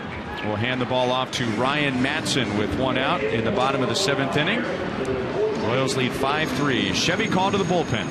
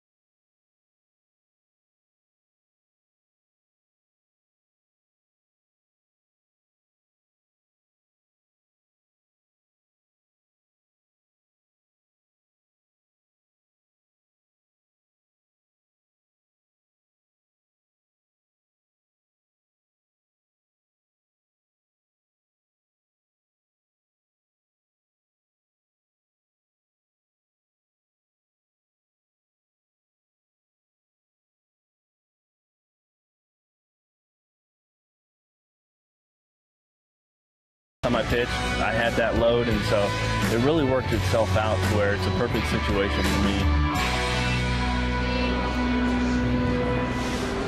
And it's a great situation for the Royals, too, to get the experience of Ryan Madson in a position where he comes on here with 1 out in the 7th inning in a 2-run game. Well, I was talking to him on the plane last night, and he said he had a couple scares. That means he scared the opposition into making outs. He didn't have to make the appearance against the Angels, but here he's going to have an opportunity to come in and have a clean inning to work with and, you know, get his feet on him a little bit. He's had as many as 32 saves as a big leaguer. That was with the Phillies. And that is his trademark pitch right there. One of the best changeups in the game. He'll use a 2 and 4 seam fastball, 88 to 94 he's reached. But that right there, Monty, it is a difficult pitch for a hitter. And also for Salvi to even catch.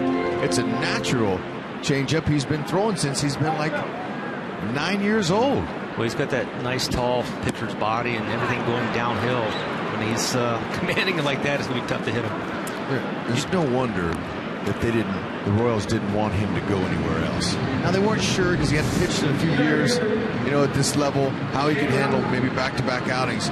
But he's just too good. He showed too much in spring training and too valuable to let him go to somebody else. The other thing, his will, his heart to continue to play this game at this level. You know he's got something left. And he didn't want to leave on the terms that he left on earlier. Still can throw a fastball at 94.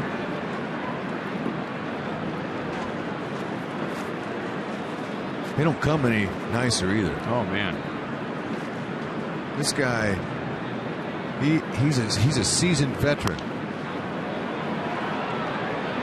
Totally into his family. Just left Southern California where they all were. Lives in the Inland Empire. Very content. Made a lot of money when he was a closer with the Phillies. Did a nice job there. But he wanted to finish baseball on his own terms, and he still had enough in his arm to do it. As in 95, still left in his arm. Tommy John surgery in 2012. And then while recovering from Tommy John surgery the next year, he had to have another procedure on his elbow. You pump that heater in there at 94 and then you drop that changeup. It's almost like a Kelvin Herrera changeup. Today, especially with these shadows, now shadows in the middle between the pitcher and the batter. It's pretty tough work. Several layers of sunlight and shadows. And there's the changeup. Ryan Madson with 1 out, nobody on, comes on and strikes out Suzuki and Robinson. Minnesota trying to chip away. Down by 2 with Hosmer, Morales, and Gordon coming up for the Royals in the 8th.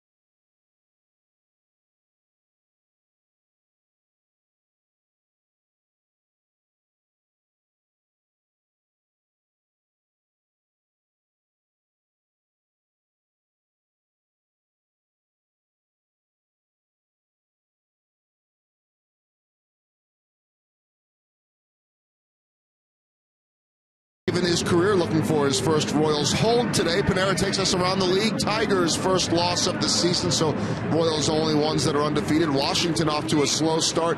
Yankees in Baltimore tonight, same as Oakland and Houston. Our Mazda game break takes us to Boston, and that is over the monster. A Mookie Betts home run. Red Sox trying to hang on after hours and hours and hours of baseball against the Yankees all weekend long. Ryan? Oh, you gotta love it. No, you don't. Eric Hosmer, 1 for 3. RBI double, runs scored back in the Royals' 3-run sixth. Facing Tim Stopper, who's been in since the 6th inning. Hosmer, Morales, Gordon. Hosmer goes the other way. He has a 2-hit game. Monty, can't you just hear the Twins hitters in that dugout going, oh man, you mean we got to face this guy 6'5", 6", whatever Ryan Madson is. He throws 95 and a changeup, and then we got to worry about the rest of those 3 guys. Well, a lot of times I've heard guys say this Wade Davis, he's the most impossible guy I've tried to hit. Now you got Madson. We saw Herrera evolve last year. We know what Holland's done over the course of his career, so a lot of challenge when you face this Royals bullpen. And Luke Hochevar's not even here. Amazing. The Royals, I believe, want to win a World Series. You think? What do you think, Monty? I bet they do. I know that's kind of a tough question, but what do you think? That was a statement. Well, I want them to win. I know that. Wow.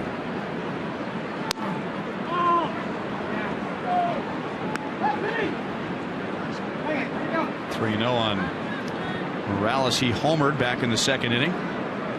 He has also singled and lined to left. He has been right on Twins pitching today.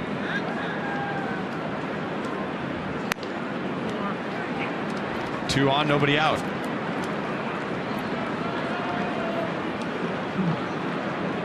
Here's our sprint cut of the day. You want a cut? Look at that. That's a cut. And after he hits it, puts his head down and says, that's business as usual, boys. I'm going to run that ball out. Done it. Been there. Know how to do it. I'm a pro. I'm here to help us win a world title, Rhino. He is a pro, that's for sure.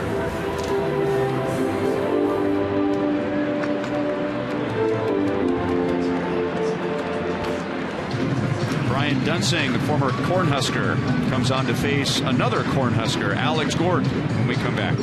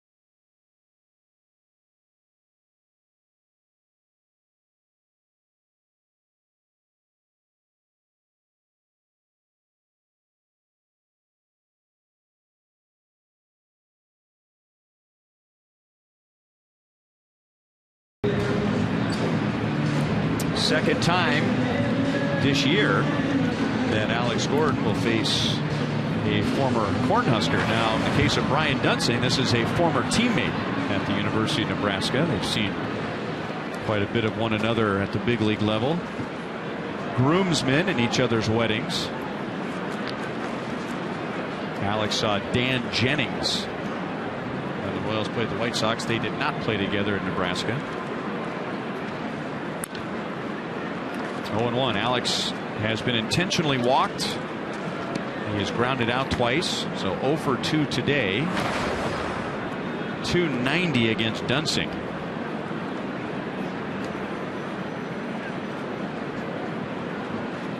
He knows Dunsing's got a nice fastball, low 90s, big slow curve.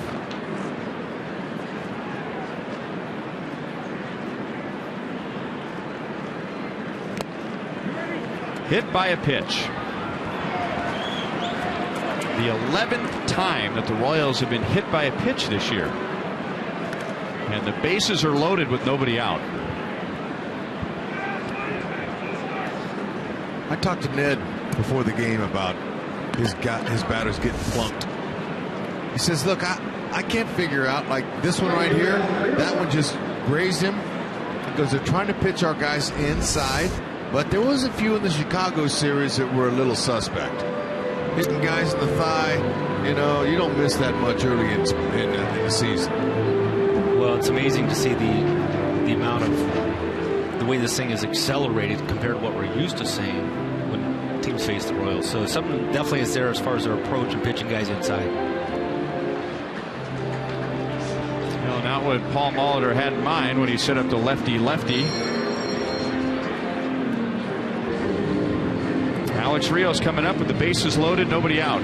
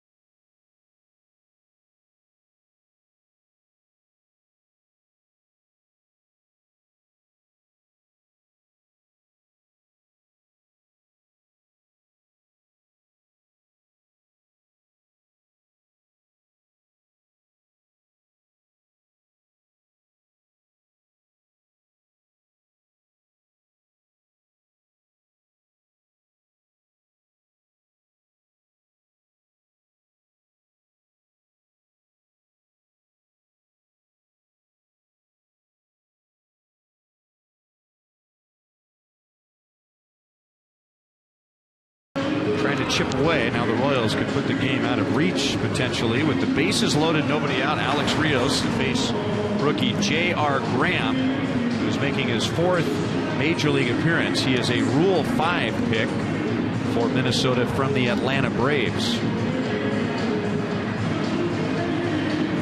Spent all of last year pitching at Double-A in the Braves organization. It was his 3rd straight year at Double-A. Minnesota going to bring the infield in for Rios. Bring him in. This guy throws hard. Most guys do now. 93 to 96. Rios looking for it. Oh my! What the heck? Well, make it 12 hit batters. That's how the Royals take a 6-3 lead. Very dangerous up and in like that. Around Rios' hands. Oh man, you better believe that. guys in a row, that's really tough. It looked like it caught him on the pinky part of his hand. Yeah. And you know what? Veteran, 11 years in the big leagues, he don't play that. No, that's dangerous, especially when a guy's had issues with his hands over the last couple of years. And a rookie on top of it like that. I guess maybe Shane Robinson, Danny Santana, Brian Dozier, guys that are coming up next inning when we got a guy coming in that throws 100. You think those hitters aren't thinking about that? They better. So Graham goes with a slider. 0-1 to Salvador Perez. A single, a walk, and 2 hit batters. Has loaded the bases and forced in a run.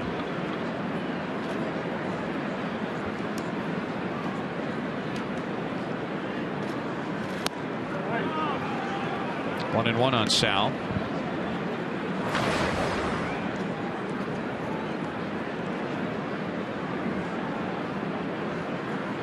He is the Royals leader with 3 home runs and 9 RBIs, driven in his 9th run today.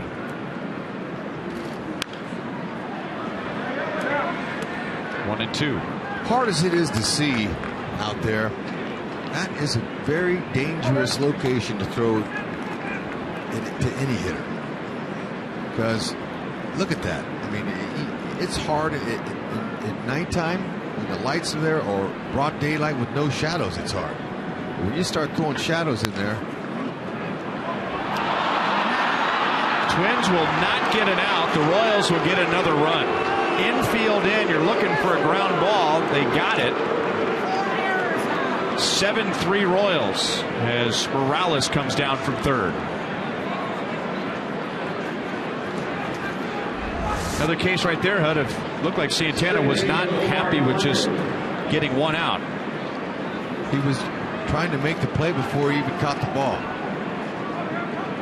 Some more indecision and some more indigestion out of their new skipper Molitor. I was talking to Paul Molitor earlier today, and he said, wasn't my best week.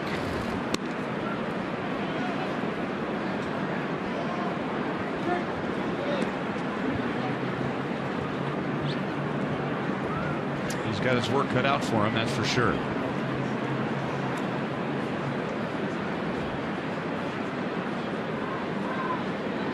Still nobody out.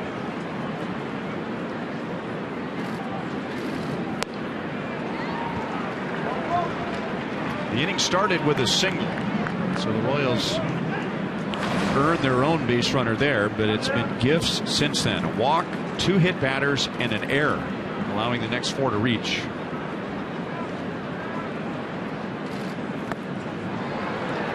Fonte doesn't look real comfortable in there against J.R. Graham. Here's a pitcher he's never seen before, and a pitcher whose first delivery hit Alex Rios on the hands.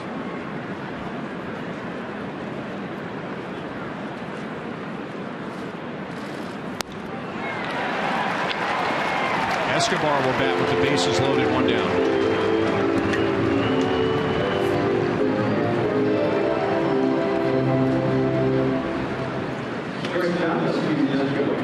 J.R. Graham looks like he's got good stuff, but never a good sign when a Rule 5 guy has pitched in over half your games early in the season. That means there will be a lot of games, because normally you're going to try to protect these guys, and you don't really want to get them out there much at all, especially early in the year. But Graham has been called on in over half the games. And to bring him in here, bases loaded, nobody out. Escobar into right center field. Gordon scores, Rios scores. It is a 9-3 Royals lead in the 8th inning.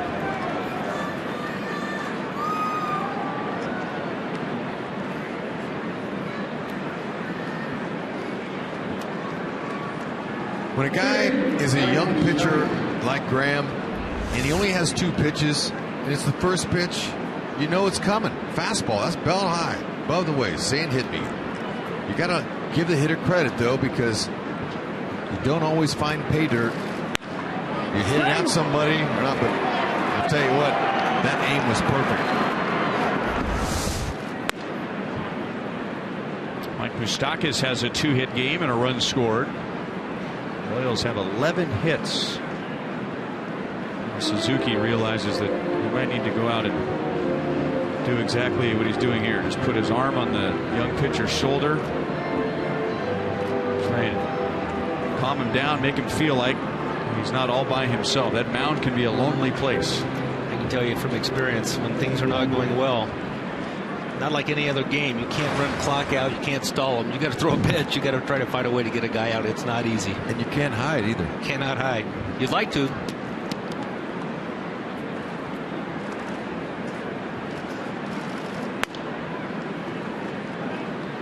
Two 2-0 on Moustakas. Well, the fans haven't gone anywhere here because they're enjoying the beautiful day it is. Yeah, this doesn't have anything to do with baseball. This is Minnesotans being outside without a scarf on April the 13th.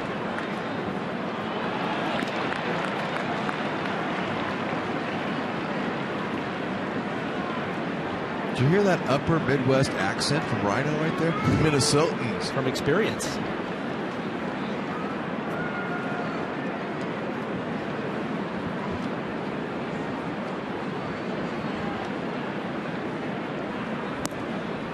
And now a ball gets through Suzuki. Sounded like it got a lot of his glove. That might go down as a pass ball.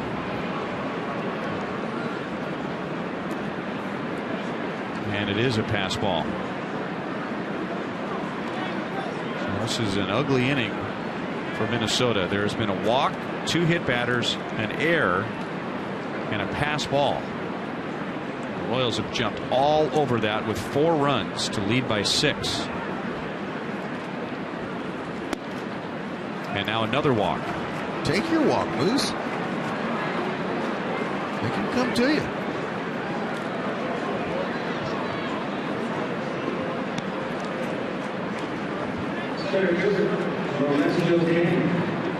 And with 1 out, the 9th Royal will come to the plate in this inning. Lorenzo Cain is 1 for 3. He has extended his hitting streak.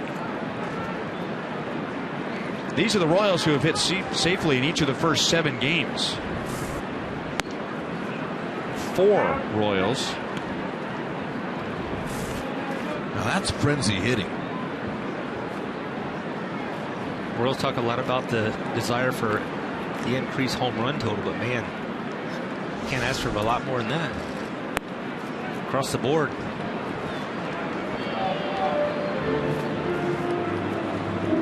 Lorenzo, when he sees Suzuki go out there now with bases loaded, 2-0 count, he's going to be hunting a fastball just like Escobar did. Think there's something on that birthday platter? Right here. 29 years old today. We've seen him do it before.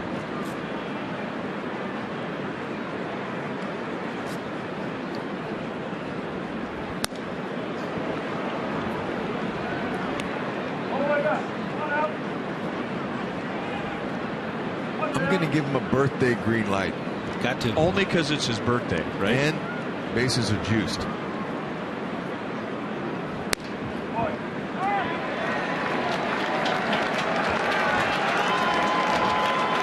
It's not a good day when one of the loudest ovations is a strike on 3-0. 3-2.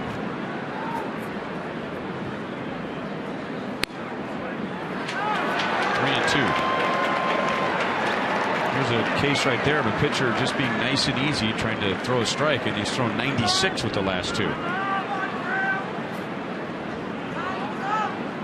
Maybe suggesting that earlier he was muscling up and trying too hard. Didn't have control, didn't have the velocity.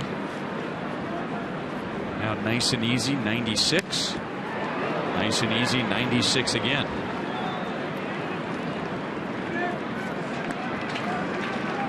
Sport sometimes defies logic, where everything else in life, if you try harder, you muscle up, you do better. But in baseball, a nice easy swing and a nice easy throw usually gives a player better results.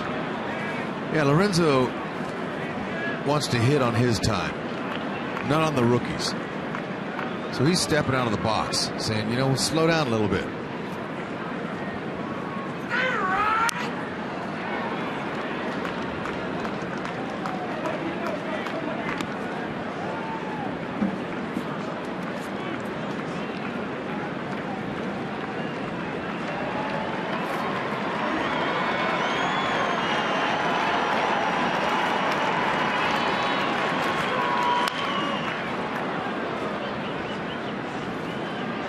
Four runs on 2 hits for the Royals in this inning.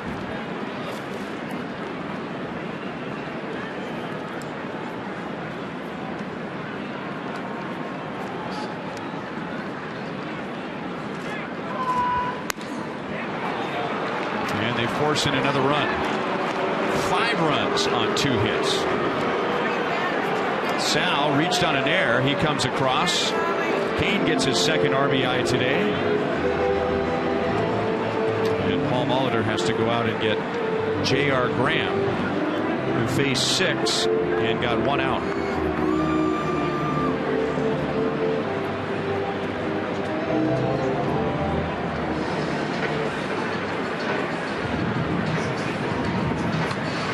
Aaron Thompson is the new Minnesota pitcher.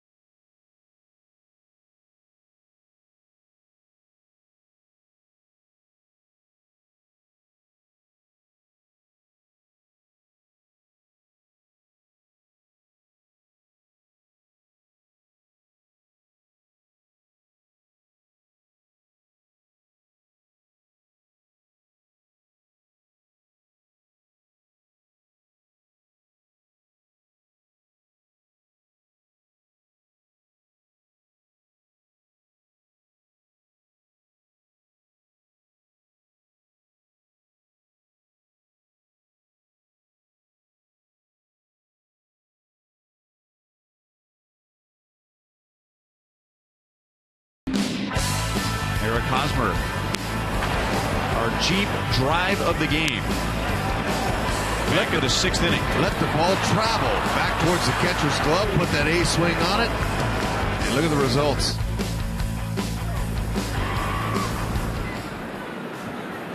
This is the 2nd time that Hosmer bats in this inning. Aaron Thompson on the pitch for Minnesota. He pitched in 7 games for the Twins last year. He pitched in 4 games for the Pirates in 2011. And then didn't get back to the big leagues until last year. Robinson underneath it in center field. The throw will go to third. Escobar will score. It's a 6-run 8th inning for the Royals. 6 runs on 2 hits. So Hosmer has a run scored and an RBI in his 2 plate appearances in this inning.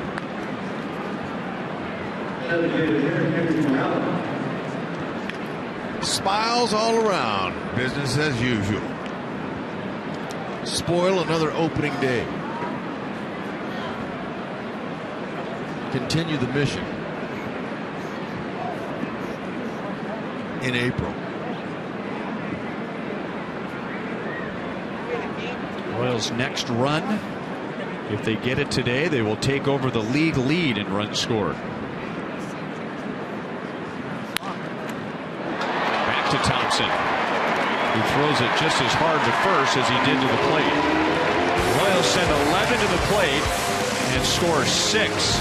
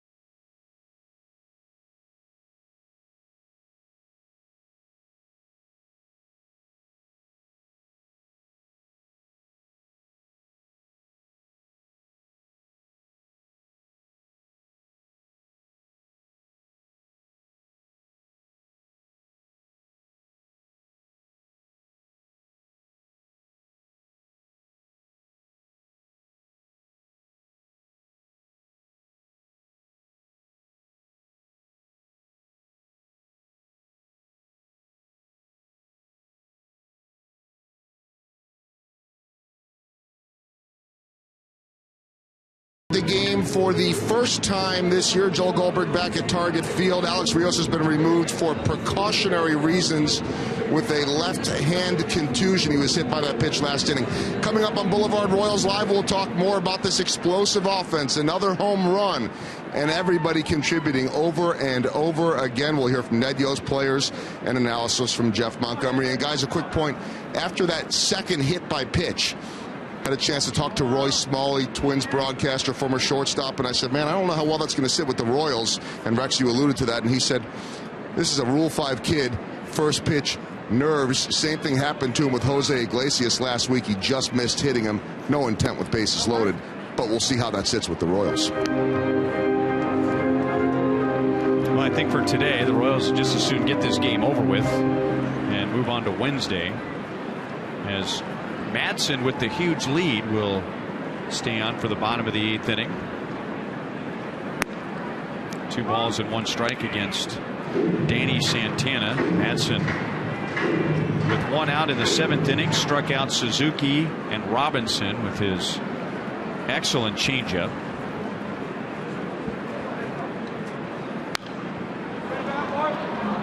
Two and 2.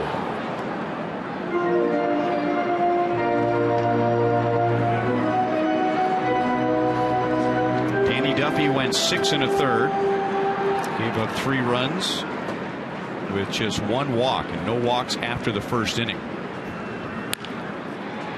Base hit into right field. That changeup stayed up, and Santana's on for the first time.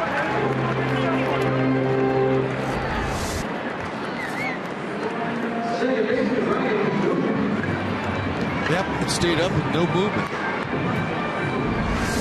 Very hittable pitch at 81, if it's like that was. We discussed this before. The changeup really doesn't have much gray area, does it? I mean, when it's right and it's down, it's such a hard pitch to pick up and hit, but it's very hittable when it stays up. Madsen throws very few hittable changeups. Brian Dozier's been a bright spot for the Twins today. 2 hits, 2 runs scored.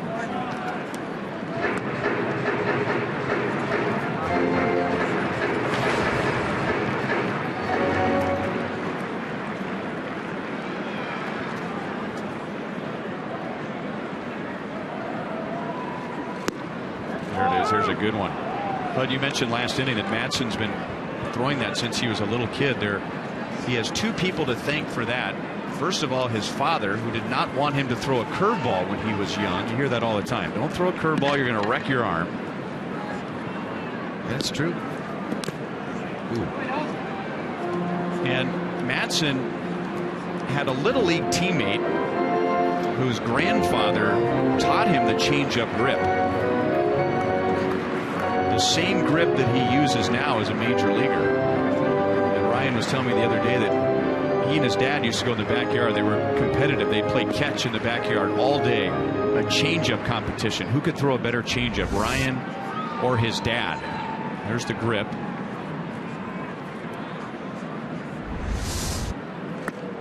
And back with a fastball high and inside. That changeup that teammate's grandfather taught him at age 9 got him to the big leagues. He's had a long, successful major league career. There's a strikeout with a fastball of Dozier, and there's 1 down. Neat story, though. Ryan was telling me the other day that, in the back of his mind, he always wanted to thank that grandfather. He had forgotten the Little League teammate's name and remembered that the grandfather, everyone referred to him as Fletch. Whatever happened to Fletch? And when we're kids, we think that grandparents are 110 years old. Oh, yeah. And so he got to the big leagues, and he figured Fletch had passed away and never got a chance to thank him. He's made a lot of money, been very successful, been able to take care of his family. And then one day out of the blue, Ryan's wife Sarah gets a Facebook message from somebody that says, hey, do you think Ryan remembers the gentleman named Fletch who hung around him when he was in the Little League? And Ryan said, he almost came to tears. That absolutely, I remember him. And so a few years into his major league career, he got the chance to meet Fletch for the first time since learning a changeup at age 9. And right before he passed away, he got to thank him. Thank you for giving me that pitch. You got me to the big leagues, and I've been able to support my family for the rest of my life. And even telling me that story, his eyes were tearing up. And he's just, you said this, it was either you or Monty, he is the nicest guy, Ryan Madsen. I mean, very engaging, very nice, very appreciative for what he has. But I mean, that's almost out of a Hollywood script. Great story. I didn't hear that. I wonder how old Fletch was.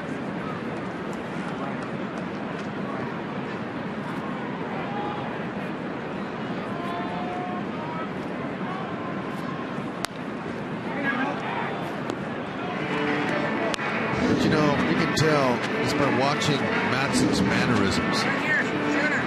He's been there and done it. He's a veteran. You know, doesn't get rattled. Nice smooth delivery, throws strikes. A lot like Young. We saw him yesterday pitch nicely in Anaheim. Chris Young, another big guy. Ed Yost, you can have a tough time getting Madsen and Young, and Franklin Morales has still not appeared in the game. And I mean, if the pitchers continue to pitch deep, the starting pitchers the way that they have, unless there's a blowout game like this, he's lucky. Ned's admitted he's lucky that he's got Madsen, Morales, and Young in that position because they're veterans. They'll find ways to stay fresh even though they're not in the game. He also throws strike to the bases. 1-6-3. That's beautiful. Nice work. Way to go. Man, look at that. Free and easy. Nice long stride over the top.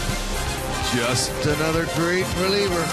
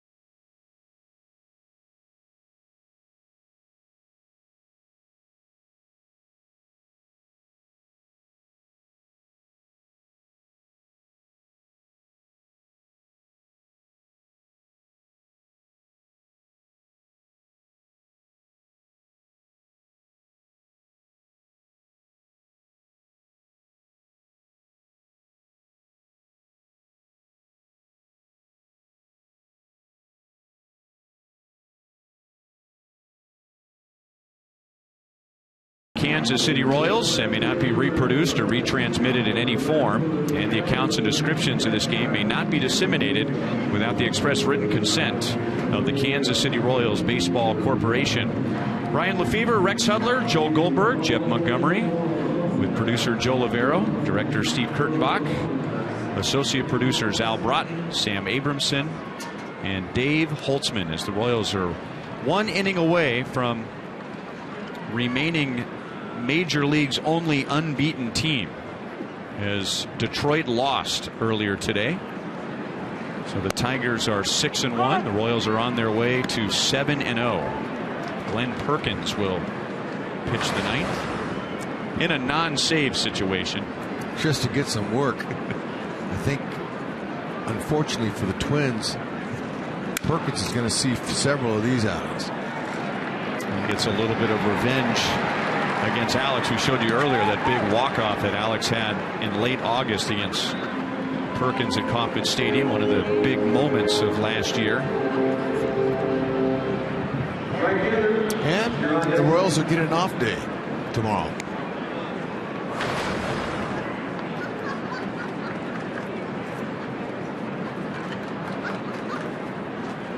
Off day on the road. It's supposed to be 71, I heard, up here tomorrow.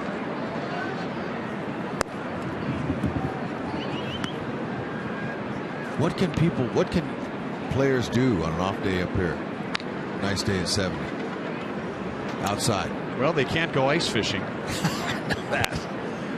I heard the bus driver today told me that they had one of their mildest winters in a long time this winter. Wasn't that supposed to be a brutal winter? Isn't that the forecast? We're going to have I'd heard that too. Yeah. Rod Dyson gets his first at bat of the year.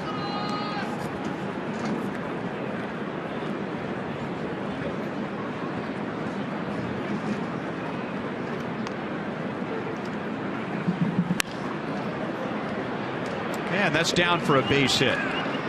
So Dyson, having not played the first 6 games, comes to the plate in Game 7 as if he'd been playing all year and strokes a single to center. Off their closer. He's batting 1,000. Take a picture of that average on the board.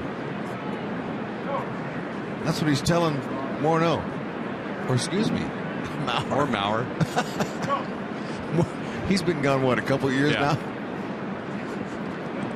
They miss him. So do you, apparently. Yeah. He had a nice year last year. Didn't he win a batting title? He did. He did.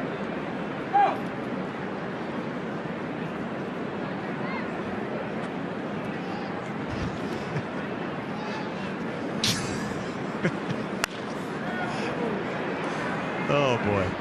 Don't worry about it. You know, sometimes in blowout games, I can't help it. National League batting title winners will just fly into my head out of nowhere, you know.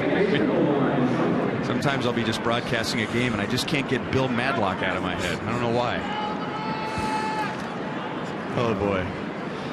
Proving once again you can't beat fun at the old ballpark. Right? You're on camera, by the way. Say hi to the family and the people. Where are the people? Where are they? Way to pick me up, partner. Yep.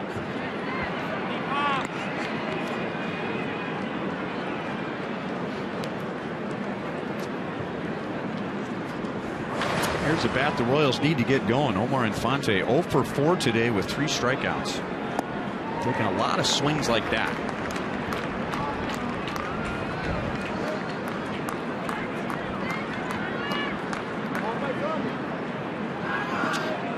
Looking like he's not really seeing the ball very well.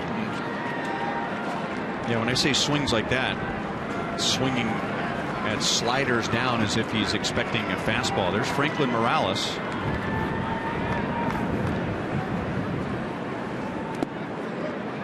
And if he pitches to Eric Kratz in the bottom of the 9th inning, Ned Yost will have gotten everyone on the 25-man roster in the game, in a game.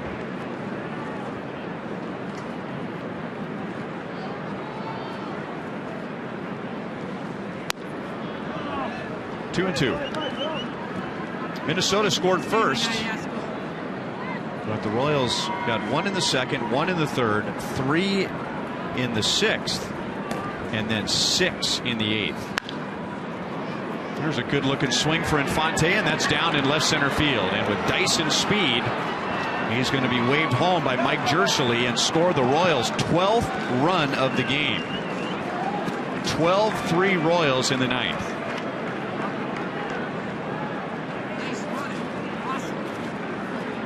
Nice to see Gerard Dyson peel around those bases. Get him a knock. He's hitting 1,000. Boy, what a nice off day he's going to have tomorrow. There it is.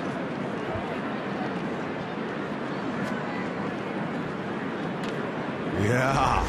Smile on his face. Felt good.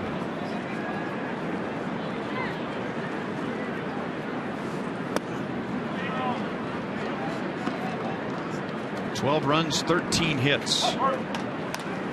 That's very much an Omar Infante day compared to last year. Remember, batting average, everything was down, but when he would get a hit, it always seems like he was driving in a run.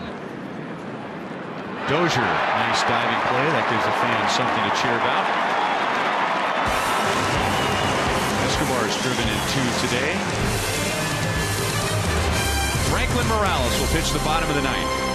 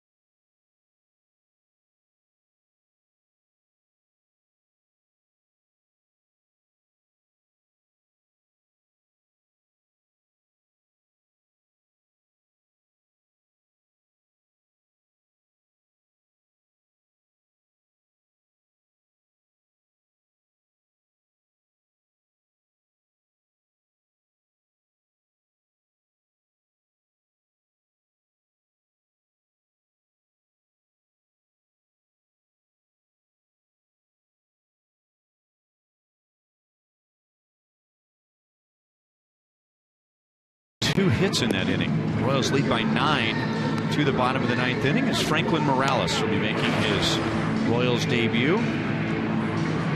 Mostly a starter for the Rockies last year, playing with Justin Morneau, but also pitched out of the bullpen. And high ERA, of course, you can always add some points to any pitcher's ERA when half the season is at Coors. Royals want him exclusively out of the bullpen this year. Use him in matchups when the situation presents itself. And today, just trying to get some work in on a game mound. Watch his delivery. He's got some deception in it, and because he's not starting, he can concentrate on a fastball, a slider. Now he'll use a changeup to a righty if he feels he needs to, but he'll go 88 to 94. He's got some nice velocity. Had a spring training like a typical veteran would. Not too overly concerned about numbers, but just trying to get out there and get acclimated to his new team and his new role. You can see how quick his arm stroke is. He has a little bit of a turn, a little herky-jerky type of uncoiling and fast arm stroke.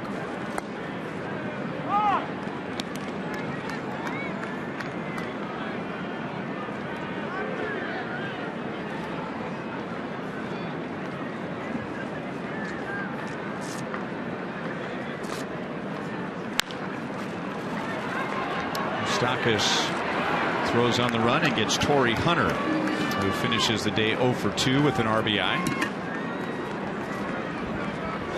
Morales has been around. He has been a professional since 03. Well, this would be his 13th professional season. Came up through the Rockies organization, and at one point was their #1 pitching prospect. Spent parts of 3 seasons with the Red Sox and then back to Colorado last year. See what you mean, though, with that kind of slow and then a quick delivery at the end there. He's got a pretty deliberate hip turn.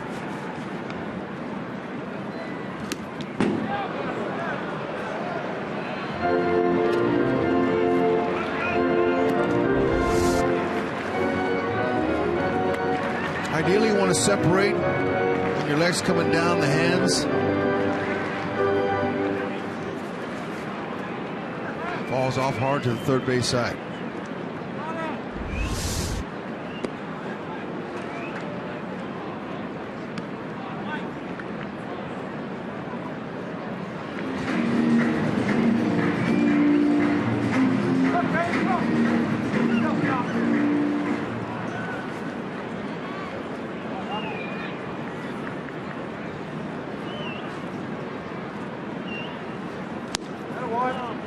Two and one.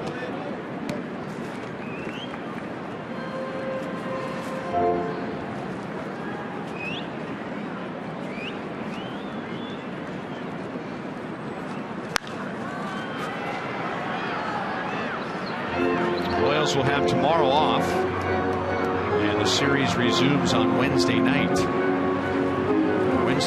Thursday afternoon here in Minnesota before heading back to Kansas City to play the A's and again the Twins.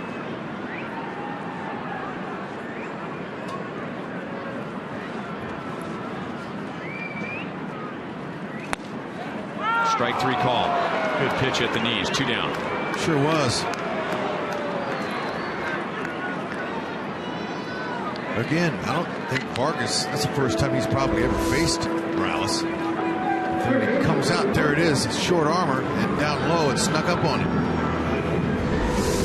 A guy like that, sneaky quick.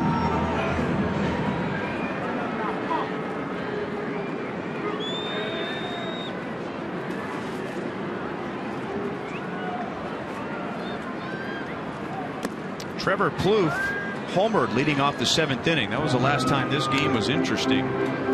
Royals led 5-1 at the end of 5.5. The Twins got a run in the 6th, and then Plouffe's home run in the 7th. It was 5-3 at that point, and then the Royals scored 6 in the 8th and 1 in the 9th.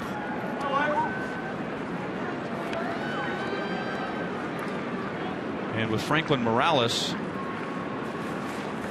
recording 2 outs in the 9th inning, the Royals bullpen has now pitched 18 2/3 scoreless innings.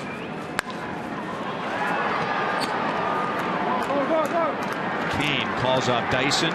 The Royals are 7-0. Major League's only unbeaten team. And that is 19 scoreless innings for the Royals bullpen to begin the season. Hard to pick a bus driver anymore. They all drive. Duffy, nice job today. Now it's getting to be almost like an old hat. Look at Ned wanting a piece of salvia. I like that.